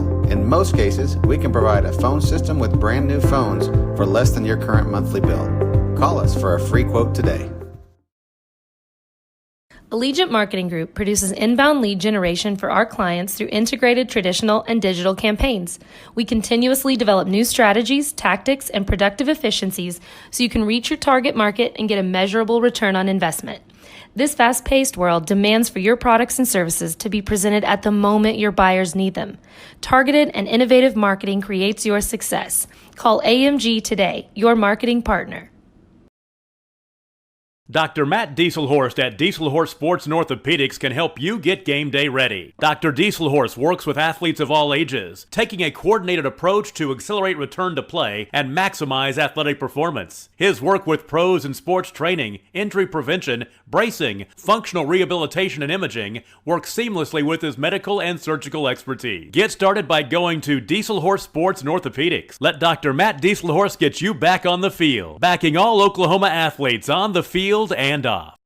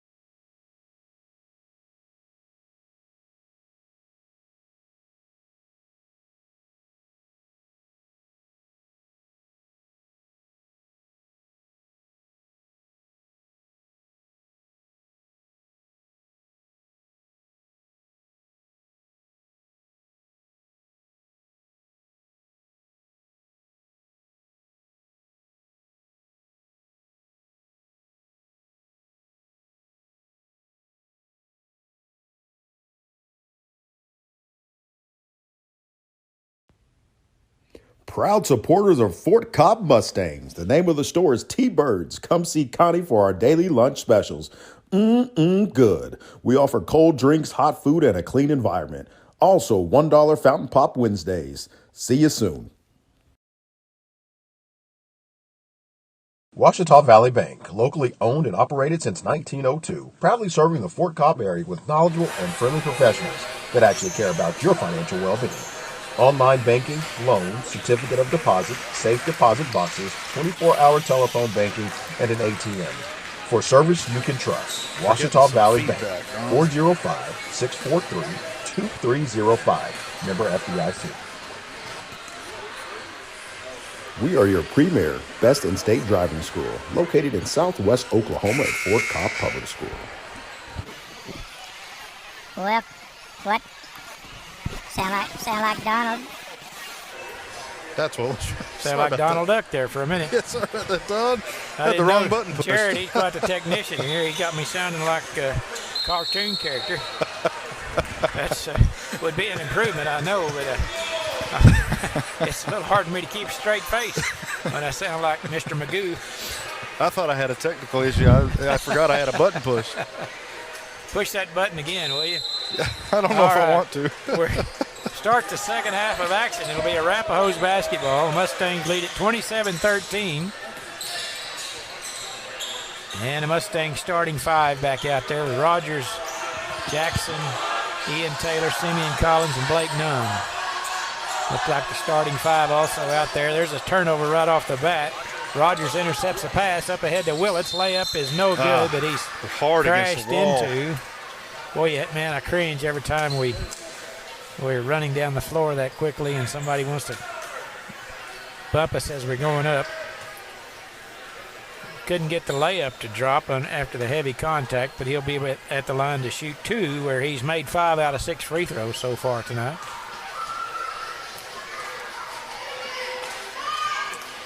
And he makes the first. Seems like I've got a little in and out here on my speaker. I don't know if there's a bad connection there or not. Something like kind of comes and goes. Second free throw is off the front iron. And quickly here comes Arapaho Butler. Between the legs dribbles, Donaldson. Over to Lady. To Jabara. Mustangs in a man-to-man defense. They've played that in that 1-3-1 trap throughout the game so far.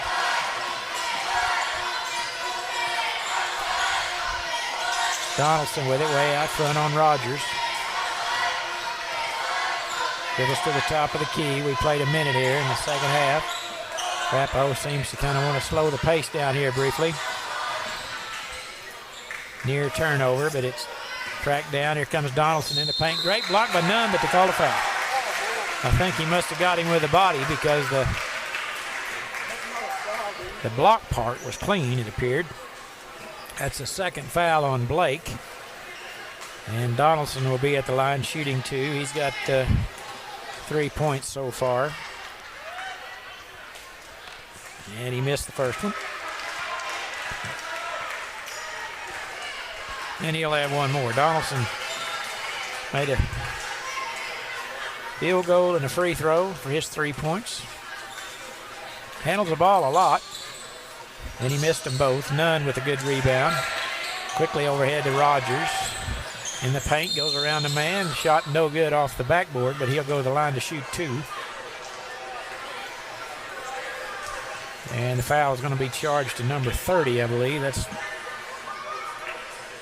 Garrett Pyron, his first personal. And Cray Rogers at the line with 6 points so far tonight.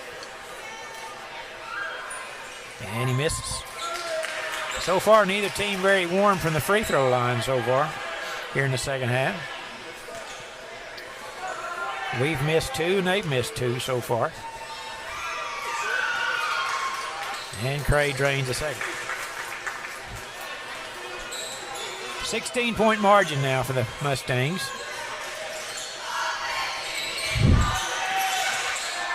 Taylor knocks it away. Rogers back to Taylor, and Lady intercepts the pass. He was trying to get it to Willits. A little bit unselfish there play. I think we might have been better off just taking it to the rim and scoring, but made one too many passes. There's the backdoor cut by Jabara, and he lays it in for 2. Orson Jabara.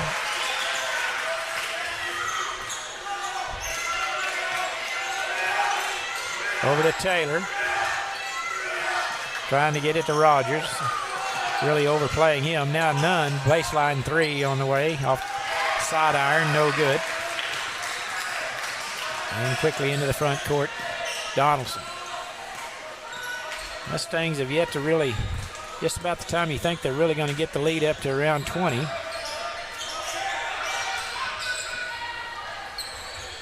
They'll make a shot, and there's a three-pointer on the way. No good. Nunn with a good rebound.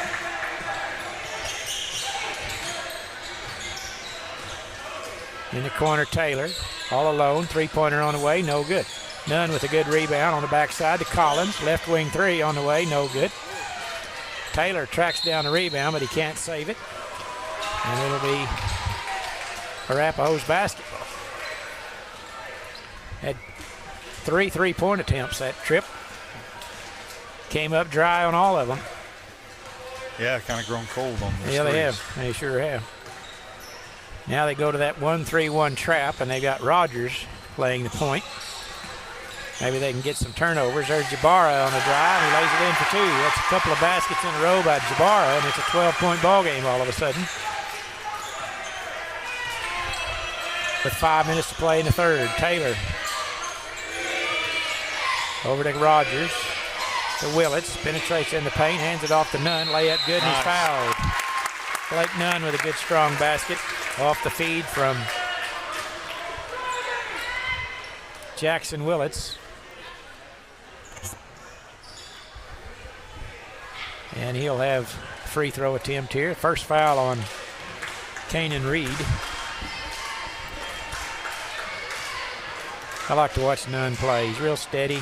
Good. He's a catcher on the baseball team, a state champion baseball team, I might add. That's right. Been a good year for the Fort Cobb Broxton so far. The Mustangs won the Class B state championship in baseball, defeating Rolfe in the finals about a month ago. So great start to the season, and school year for Fort Cobb Broxton. They'd like to repeat that in basketball, I think.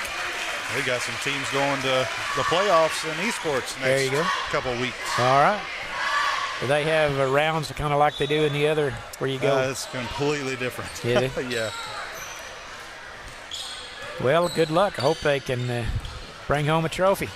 There's a drive by Donaldson. Nunn defended him. But Donaldson, he's pretty pesky, able to wrestle the ball away. They'll have another opportunity. Pyron, one dribble. Rogers on him, over to Donaldson. Quickly over to Lady. Step back behind the three. Over to Pyron now. In heavy traffic. They dump it down low to Jabara. Jabara kind of disappeared a lot there in that first half, but he's come alive here in the second half. Three-pointer won't go by Pyron, but the big boy, Caden Reed, with the rebound. And he counts the basket, and he's going to be fouled by Blake Nunn, they say. And Caden Reed with his first basket. And that's the third foul on Blake Nunn. Kind of cause for concern as there's still 4 minutes to play here in the third period. And a free throw is good by Caden Reed. That's 3 for him, and it's a 12-point ball game again. Closest they've been in a while. Rogers right side to Taylor. To Rogers. Now Nunn into the paint. Over to Jackson Willits. In the corner to Taylor. Bounce pass down low to Nunn. Dribbles around the defender. Reverse layup. Good. Beautiful play by Blake Nunn. Back to a 14-point margin. That's 4 for Nunn. Ball taken away by Rogers. All the way down. Layup good. Trey Rogers with a big steal and convert.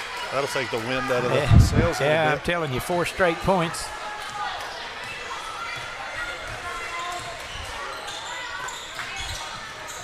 For the Mustangs. There's Donaldson. Almost taken away. He's still on the handle. Rogers now on him. Double team. Gets it left side. There's Lady. Back to Pyron. Lady hands it off. Through the lane. The score is Caden Reed. He's come alive all of a sudden. That's 5 for him. Showing some strong hands going in there. Yeah, he's a big, strong fella. He's probably 6'4". He's a little taller than Nunn. Nunn's probably 6'2". Taylor wide open. Baseline 3. No good. Too hard. Jabara high for the rebound. Here come the Butler, Arapaho Butler Indians now. 2:30 to play in the third. Mustangs led by 14 at the half, and they currently lead by 14 with 2:23 to play in the third. Pretty close contest here so far in the second half. There's Donaldson with it. Dribbles over top of the key to Jabara. There's Jabara cutting through the lane. And there's a foul, and the basket's good. I'm not sure who fouled him. They say Trey Rogers did, I guess. And count the basket. And Jabara has got 8 points. You used the word earlier, pesky. Yeah. They won't go away. They won't. Timeout taken. 30-second timeout. We'll keep it here. 2:03 to play in the third. About the time you think we've taken the crowd out of it, they come. Yep, you're right. Do something like that. But you know, that's generally the way it goes, Jared. You can't, this. Like I said, this team, they got a good program. They were in the state tournament 3 years in a row, 19, 20, and 21. So they're used to winning. They didn't come. They beat us last year. Of course, they had a little different team. Last year they beat us at Cobb. And so, they're not going to lay down for you. You're going to have to play a game to beat them, and they've got a little momentum here. 2:03 to play, and at the line will be a freshman, Orson Jabara, who has 8 points on the night. And he will have one attempt here to get them within 11 points, which will be the closest they've been since the second period. This will be his first free throw attempt, and he made it. It's an 11-point contest. Fort Cobb hadn't shot it very well here in the third period. Now Eli's in. Picks up his dribble. He checked in for Taylor. There's Nunn in the paint. Kicks it to Collins. Left wing Looks three good. on the way. Yes. Good. Simeon Collins with a big basket. That's his third tray. He's been quiet for a little while. That's a big basket. That's 3 trays for Simeon, and it's back to a 14-point lead. And there's a travel on Lady. He just gets a little antsy when he holds on to the ball for a very long period of time, and that's a big turnover right there. Well, as much pressure as he's had on him all game, you kind of don't blame him. Oh, yeah, that's right. Yeah, they've had a lot of traps set on him. There's Rogers. 14-foot elbow jumper, no good. Rebound, Arapaho. That's Kanan Reed with a board. There's Jabara. Kicks it in the corner to Donaldson. Baseline drive. Shot over Nunn is good. Landon Donaldson, he only has 5 points, but seemed like he's sure been effective all night long. Collins, three-pointer, no good. He was the same spot. Looked good all the way, just a little off. Under a minute to play here in the third period. Donaldson going against Rogers. Picks up his dribble, now to Reed. Elbow jumper, no good. Eli's bumped from behind and is poked away. Foul on Jabara. That'll be the 4th team foul on Arapaho Butler. And the 3rd foul on Jabara. Now with 39 seconds to play in the third, I would anticipate the Mustangs probably holding for 1 here. And to try to, I lost my sound there to come back. Now Rogers dribbling out front. Seems to be they're trying to attack here. Willits tries to get it into Nunn. Ball taken away. Eli had it briefly. Now Jabara has it back. Bounce pass down low to Reed, and they call him for traveling. Good play by Rogers as he kind of stood his ground there. And he got back just in time to make him take another step. Reed wasn't expecting that, I think. Washi's going to replace Jabara with 13.9 seconds to play. A little surprised the Fort Cobb didn't hold for the last one on that last possession. I'm sure they will this time. Going to set up the offense with 8 seconds. Jackson with it. Gets it to Collins on the curl. Now Rogers with it with 2. Long three-pointer, no good. After 3 periods of play, the Mustangs 39. Arapaho 27. We'll be back after this 1-minute timeout. We can provide all the services related to driving in the state of Oklahoma, such as driver's education, in-house testing capabilities, permits, and drive testings for a license. The only thing that you will be required from DPS is your eye exam. We have certified instructors that use our cars to teach your students how to be the best drivers from the beginning. Come see us today for all your driving needs. We're bringing fiber internet to Fort Cobb. Having fast internet is a must-have, whether you're working or learning from home. That's why we are building a fiber network in your community. We have wireless internet solutions too, available at Fort Cobb Lake, Crow's Roost, Alfalfa, and more. You can count on us for a fast, reliable connection to the world. We're proud to be a local provider that's part of your community. Get connected to Carnegie Fiber today. Support your school's booster club and get your business in front of thousands of potential customers. Talk about a win-win. Advertising packages start on this streaming station for less than $10.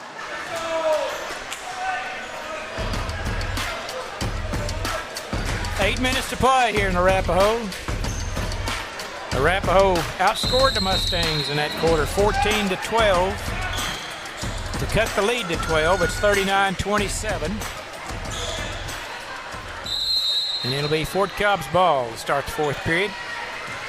They got Jackson, Eli, Nunn, Collins, and Rogers on the floor for the Mustangs. There's Eli, left wing 3 is too strong. Rogers gets the loose ball, hands it off to Jackson, he lays it in for 2. Some good vision right there. Absolutely, great work on the board by Jackson to kind of stay in there. He knew the whole time where he was going as soon as he came back. That was a beautiful Unselfish play by both of them. Back to a 14-point lead. If the Mustangs can do a little work on defense here to get the ball back. There's Kanan Reed. Shot over none is good. Reed's doing a pretty good job. He's got 7 points. Nunn's got those 3 fouls, so he really can't be too aggressive on defending him. And Reed took advantage. There's a pass down low to Jackson, but it's kicked out of bounds by Arapaho. And we got a stoppage. I think they want them to change the arrow. Now we're ready. Fort Cobb's ball. In the corner to Willits. Have to leave Eli. Turnaround shot, the elbow good. Cray Rogers. Really a quick release there. It was, wasn't it? That's 11 for Cray. And it's a 15-point margin. There's a basket and a foul as Riley Moore got 3 along the baseline, and Rogers tried to keep him from scoring. Just a little too late. Didn't work, and he laid it in for 2, and he'll go to the line for the 3-point play. That's the second foul on Cray.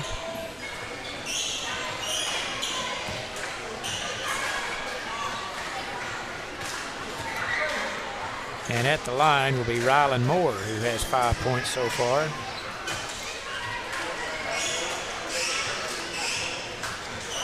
Trying to cut it back to a 12-point lead. Off the front iron, but they battle for the rebound, and there's going to be a foul on Jackson Willits.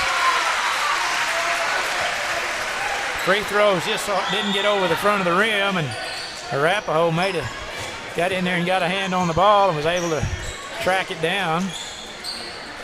And that's the first personal on Jackson. And Arapaho will have another crack at it here. In the corner, Lady spins away from Rogers. Now gets it out front to Rylan Moore. Over to Donaldson, near steal by Eli. Now Lady.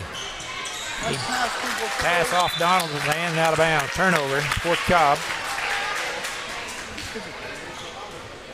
With 6:28 to play. Mustangs had it up to 15-point lead a moment ago. 3-point play trimmed it back down to 12. So if they can get another basket here and create a little more separation. Blake Nunn, 3-pointer, no good. Skips across the rim. Rogers high for the rebound, puts it in for 2. Good play by Cray. Good offensive rebound and put back. And it's back to a 12-point lead, and we're going to have a timeout taken. Full timeout by Coach Rogers. We will do the same. You're listening to the Fort Cobb Broxton Basketball Network. There's a game. Call 405-726-0835 or email adam@squirtle.com right now for more information. Stream with Pioneer iVideo and more. Live, recorded, on demand, all in HD. Easily find and watch your favorite shows and movies. Anywhere, on any device, perfect for the entire family. And easy to use. Enjoy Pioneer iVideo today.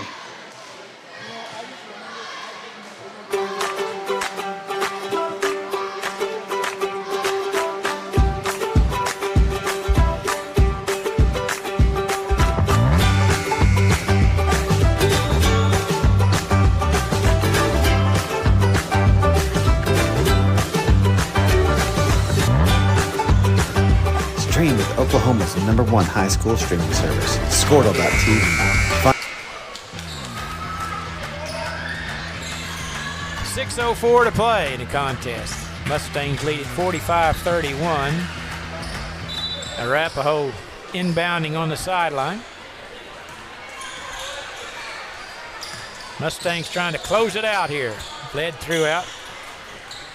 Had a pretty comfortable lead, double-digit lead most of the game. There's a great steal by Eli, and that's a clear path violation in the NBA. Yeah, I think that would be it. As they trip him on the way to the basket. Pretty heady play, I guess you could say, by Desmond Lady. That's the 5th team foul.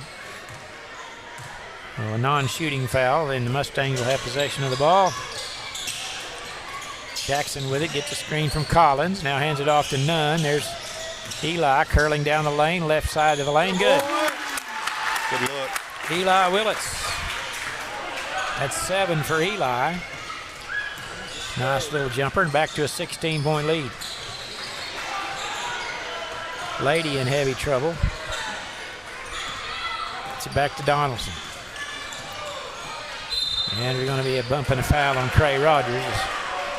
You know, Donaldson, he's kind of he only scored 5 points, but it seemed like he's got his hands on the ball all the time, and he's just hard to defend, it seems. Yeah, he's been active all game. And he's going to shoot 1 and 1 here. That's a 7th team foul. Rogers is going to check out.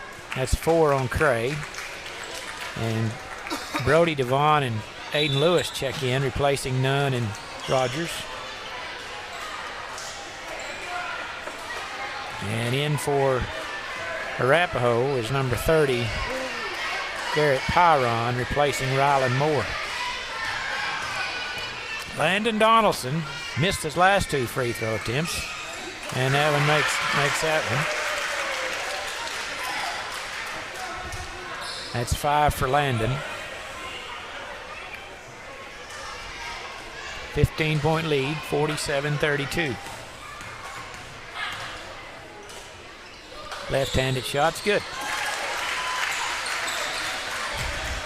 Looks like Eli's going to play the point now with Rogers on the bench with those 4 fouls.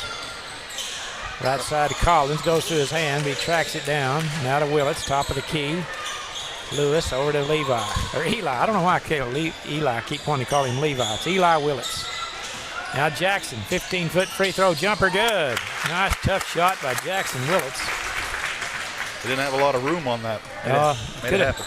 Might have had him on the forearm. He was strong enough to turnover. Play through it. Turnover to Fort Cobb. That's 10 on the night for Jackson, by the way. They've got him for 13 on the board, but maybe I've missed one. I'm telling you, my stats are not official, but I do have him for 5 in the first half and 5 in the second. Collins with it, right side. There's Eli on the curl, little 12-foot jumper, no good. Lewis got his hand on the rebound, but couldn't control it. Donaldson into the front court. Through the traffic, throws up a wild shot and makes Landon Donaldson. There's no quit in that kid. And it's back to a 14-point game, 49-35. He just keeps battling. Eli with it. Donaldson on him, gets a screen in the corner to Brody Devon. 3-pointer off the backboard, off the rim, no good. Eli with a great rebound, put back. Great play by Eli Willits. And we needed it. And there's going to be a turnover on the inbounds play. They step on the line? I guess so. I looked down to write the score down, and I guess they stepped over the line to inbound it. So crucial turnover. And that gives Cray Rogers opportunity to check in, placing Devon. And the Mustangs, with 3:53 in the contest, look to kind of ice this one. They get the ball into Willits. His shot's blocked by Reed, but he's fouled. Kanan Reed picks up his second. And Jackson Willits, who is 5 out of 6, or 6 out of 8 from at the free throw line today. We'll have 2 more.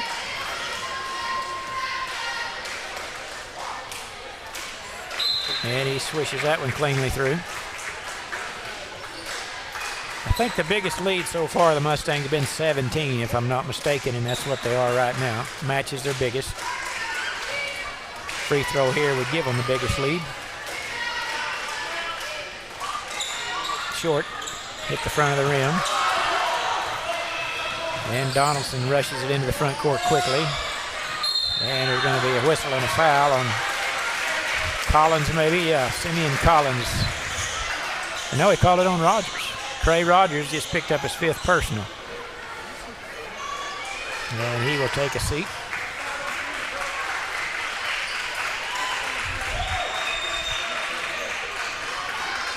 And Coach Hines will send Ian Taylor in to take his place. And at the line is that number 4, Landon Donaldson again. He's not giving up. Yeah, I'd hate to play a pickup game against him. You know? Yeah, he's always around the ball, that's for sure. Stuck with it. Yeah. Left-hander shot's no good. Jackson hustles down after the rebound, gets it off to his brother Eli, and he brings it into the front court. It's poked from behind by Donaldson. Tried to swipe it. You know, that's almost an immediate foul. If someone goes by you and you swipe at it when they go by, they'll call a foul in high school almost 99 out of 100 times usually. That's the 3rd foul on Donaldson. And Eli will be shooting 1 and 1. And the freshman sends it through. That's 10 for Eli. And that's the biggest lead of the contest, 53-35. Swishes them both cleanly through. And it's a 19-point margin for the Mustangs.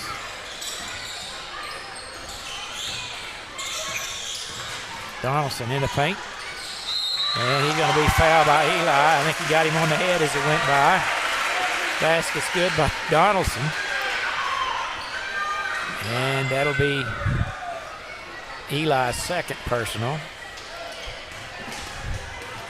And Donaldson will have another opportunity to line, and he cans this one.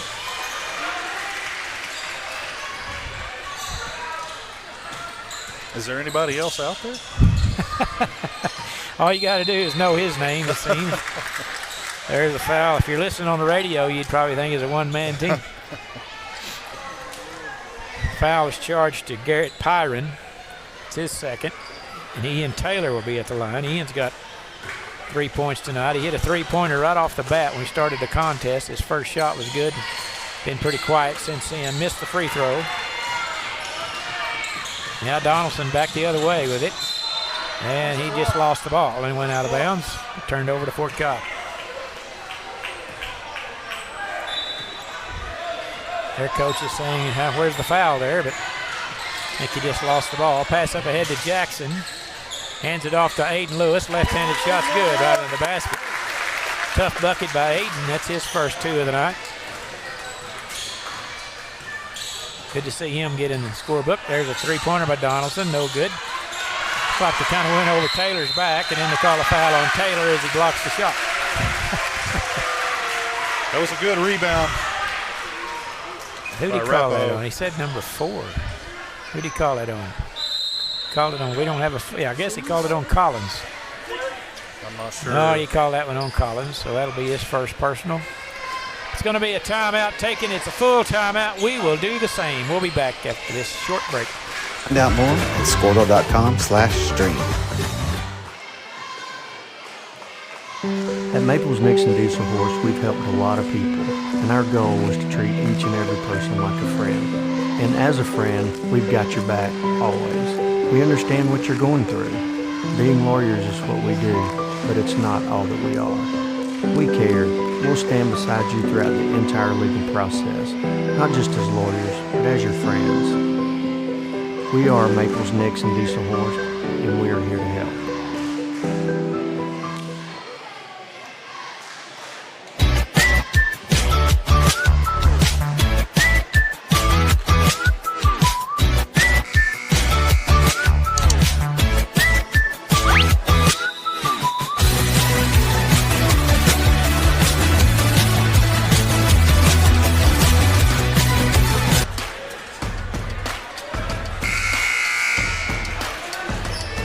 .54 to play in the contest.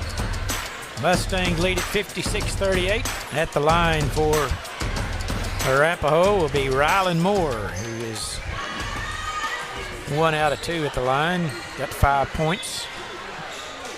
Rylan's just a freshman. Another left-hander. No good this time.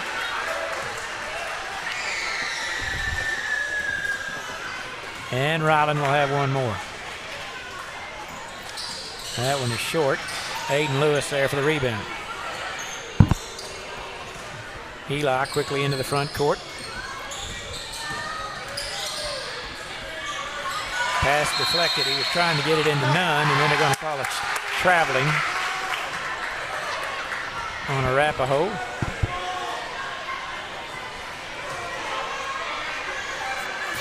And so Eli set the inbound along the baseline.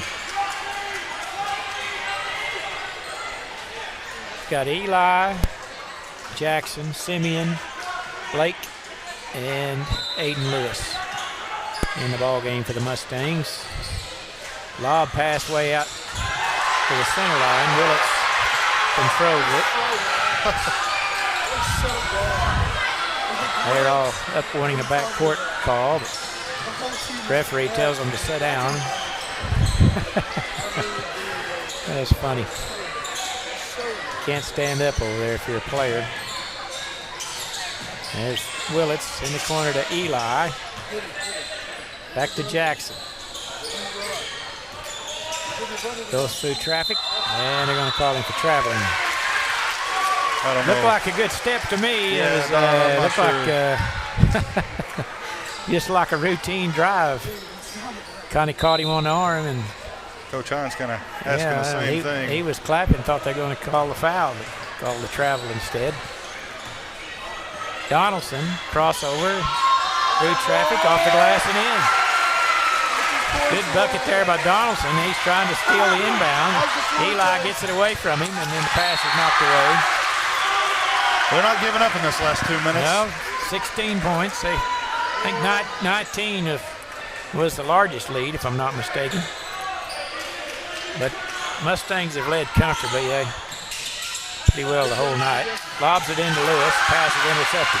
Getting a little sloppy here, Don. Yeah. There's Donaldson all the way to the lane. Lays it up and in. That's 16 points for Donaldson. And it's kind of turned into a pickup game almost. There's going to be a foul on Donaldson. And that's his fourth personal. And Jackson Willits back at the line. Shooting one in a bonus. Jackson has 11 points by my calculation. And he missed the free throw.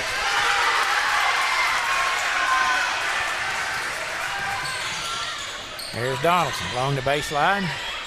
Dumps it down low. Shot no good. Ball swatted away. Eli comes away with it. 15-foot jumper from the free throw line, no good. Aiden Lewis with the pick back, no good. Got fouled. And he'll go to the line to shoot two.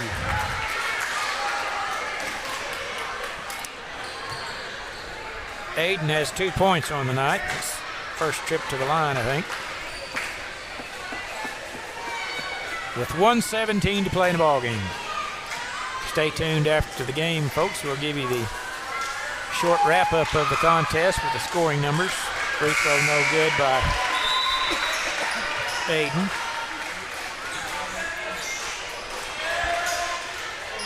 And he'll have one more. And then Mr. Pettyjohn will pack up all this equipment and we'll make the long track back to Fort Cobb. Free throw good by Aiden. Yeah, we still got a misconnection here somehow. It just gets kind of cutting out on you. Donaldson, left wing three, no good. Hit the rim 2 times, none with the rebound. That's all right. You might check there at your headphones. Pass up ahead to Lewis. Shot over Pyron is no good, but he's going to draw the foul and go back to the line to shoot 2.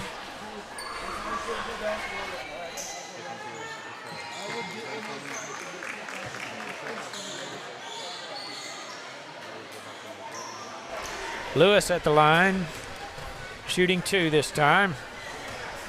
Made 1 out of 2 a moment ago. And first free throw is good. That's 4 points now for Aiden.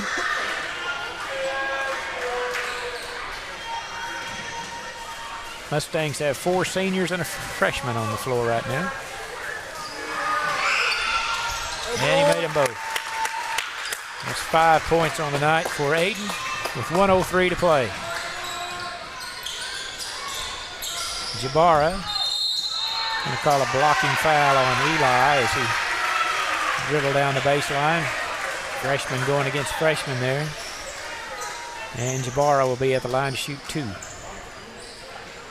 A lot of fouls here in this second half of the contest. Both teams have 10.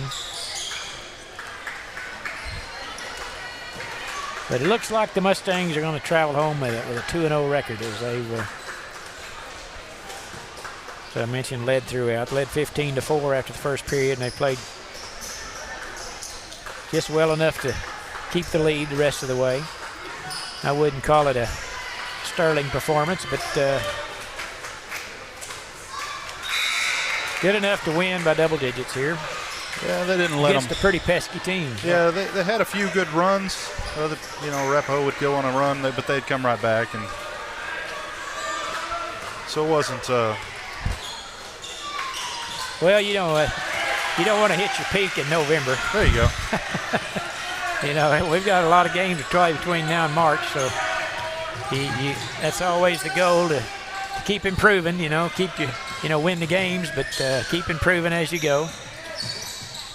These guys know when big games arrive. They know all about that procedure. So Coach Hines is really good at navigating his team through the season, and they got several tournaments they play in, and you want to play well in tournaments to bring home a trophy. So that's generally kind of how they approach things, and it's worked very well for them in the last 20-odd years. Coach Hines with those 7 state championships at Fort Cobb and been to state like 12 or 13, 14 years in a row. So another good ball club here, and they're going to polish off this one as Willits makes the first. And he'll have one more.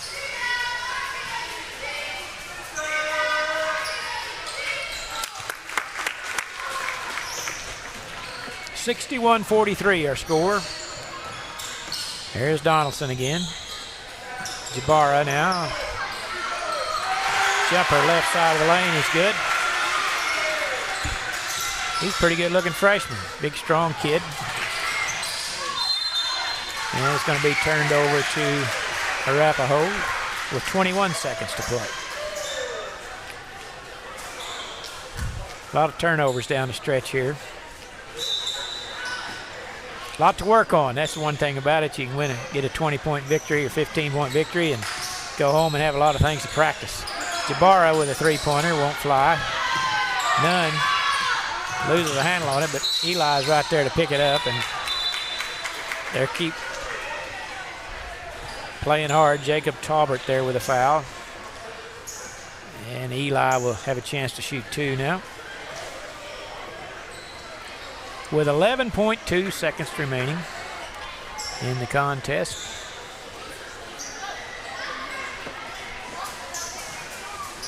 And Eli Willits at the line. He's got 11 points on the night, I believe. And he makes the first.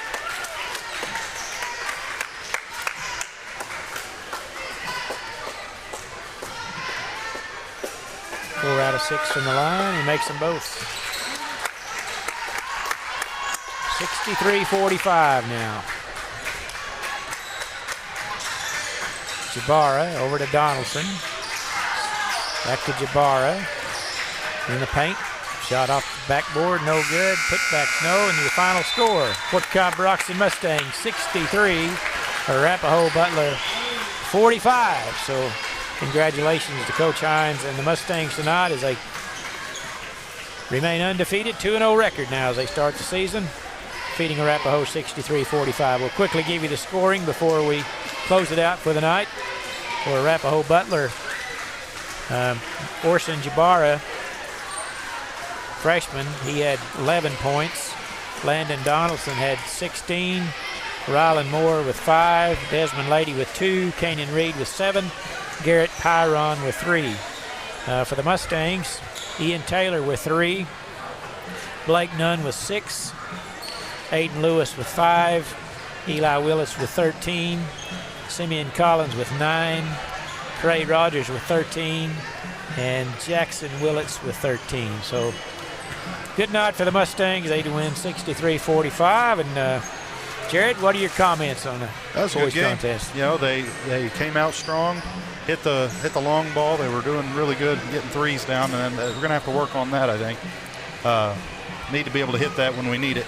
Yeah, Get kind of cooled off there later in the game, but you can make sure that you're keeping them in check, and they have to come out and guard you. It sure opens up a lot of opportunities on the inside. So we keep hustling, keep working. Like you said, they got a lot to work on, and still had a good victory today. Absolutely. I'd like to thank once again our sponsors tonight: Ouachita Valley Bank, T-Bird's Convenience Store, Southwest Oklahoma Driving School, and Carnegie Fiber. Thanks to everyone for joining us tonight. I hope you enjoyed the broadcast. Once again, our final scores today in the girls' contest: Arapaho Butler came out on top 59-34, and in the boys' contest, Fort Cobb Broxton defeats Arapaho 63-45. So thanks for joining us, folks. Thanks to John Bellamy for his great camera work tonight. Jared Pettyjohn with his color commentary and engineering work getting us on the air. Appreciate all what he does. And for those guys, I'm Don Tyson saying good night, everybody.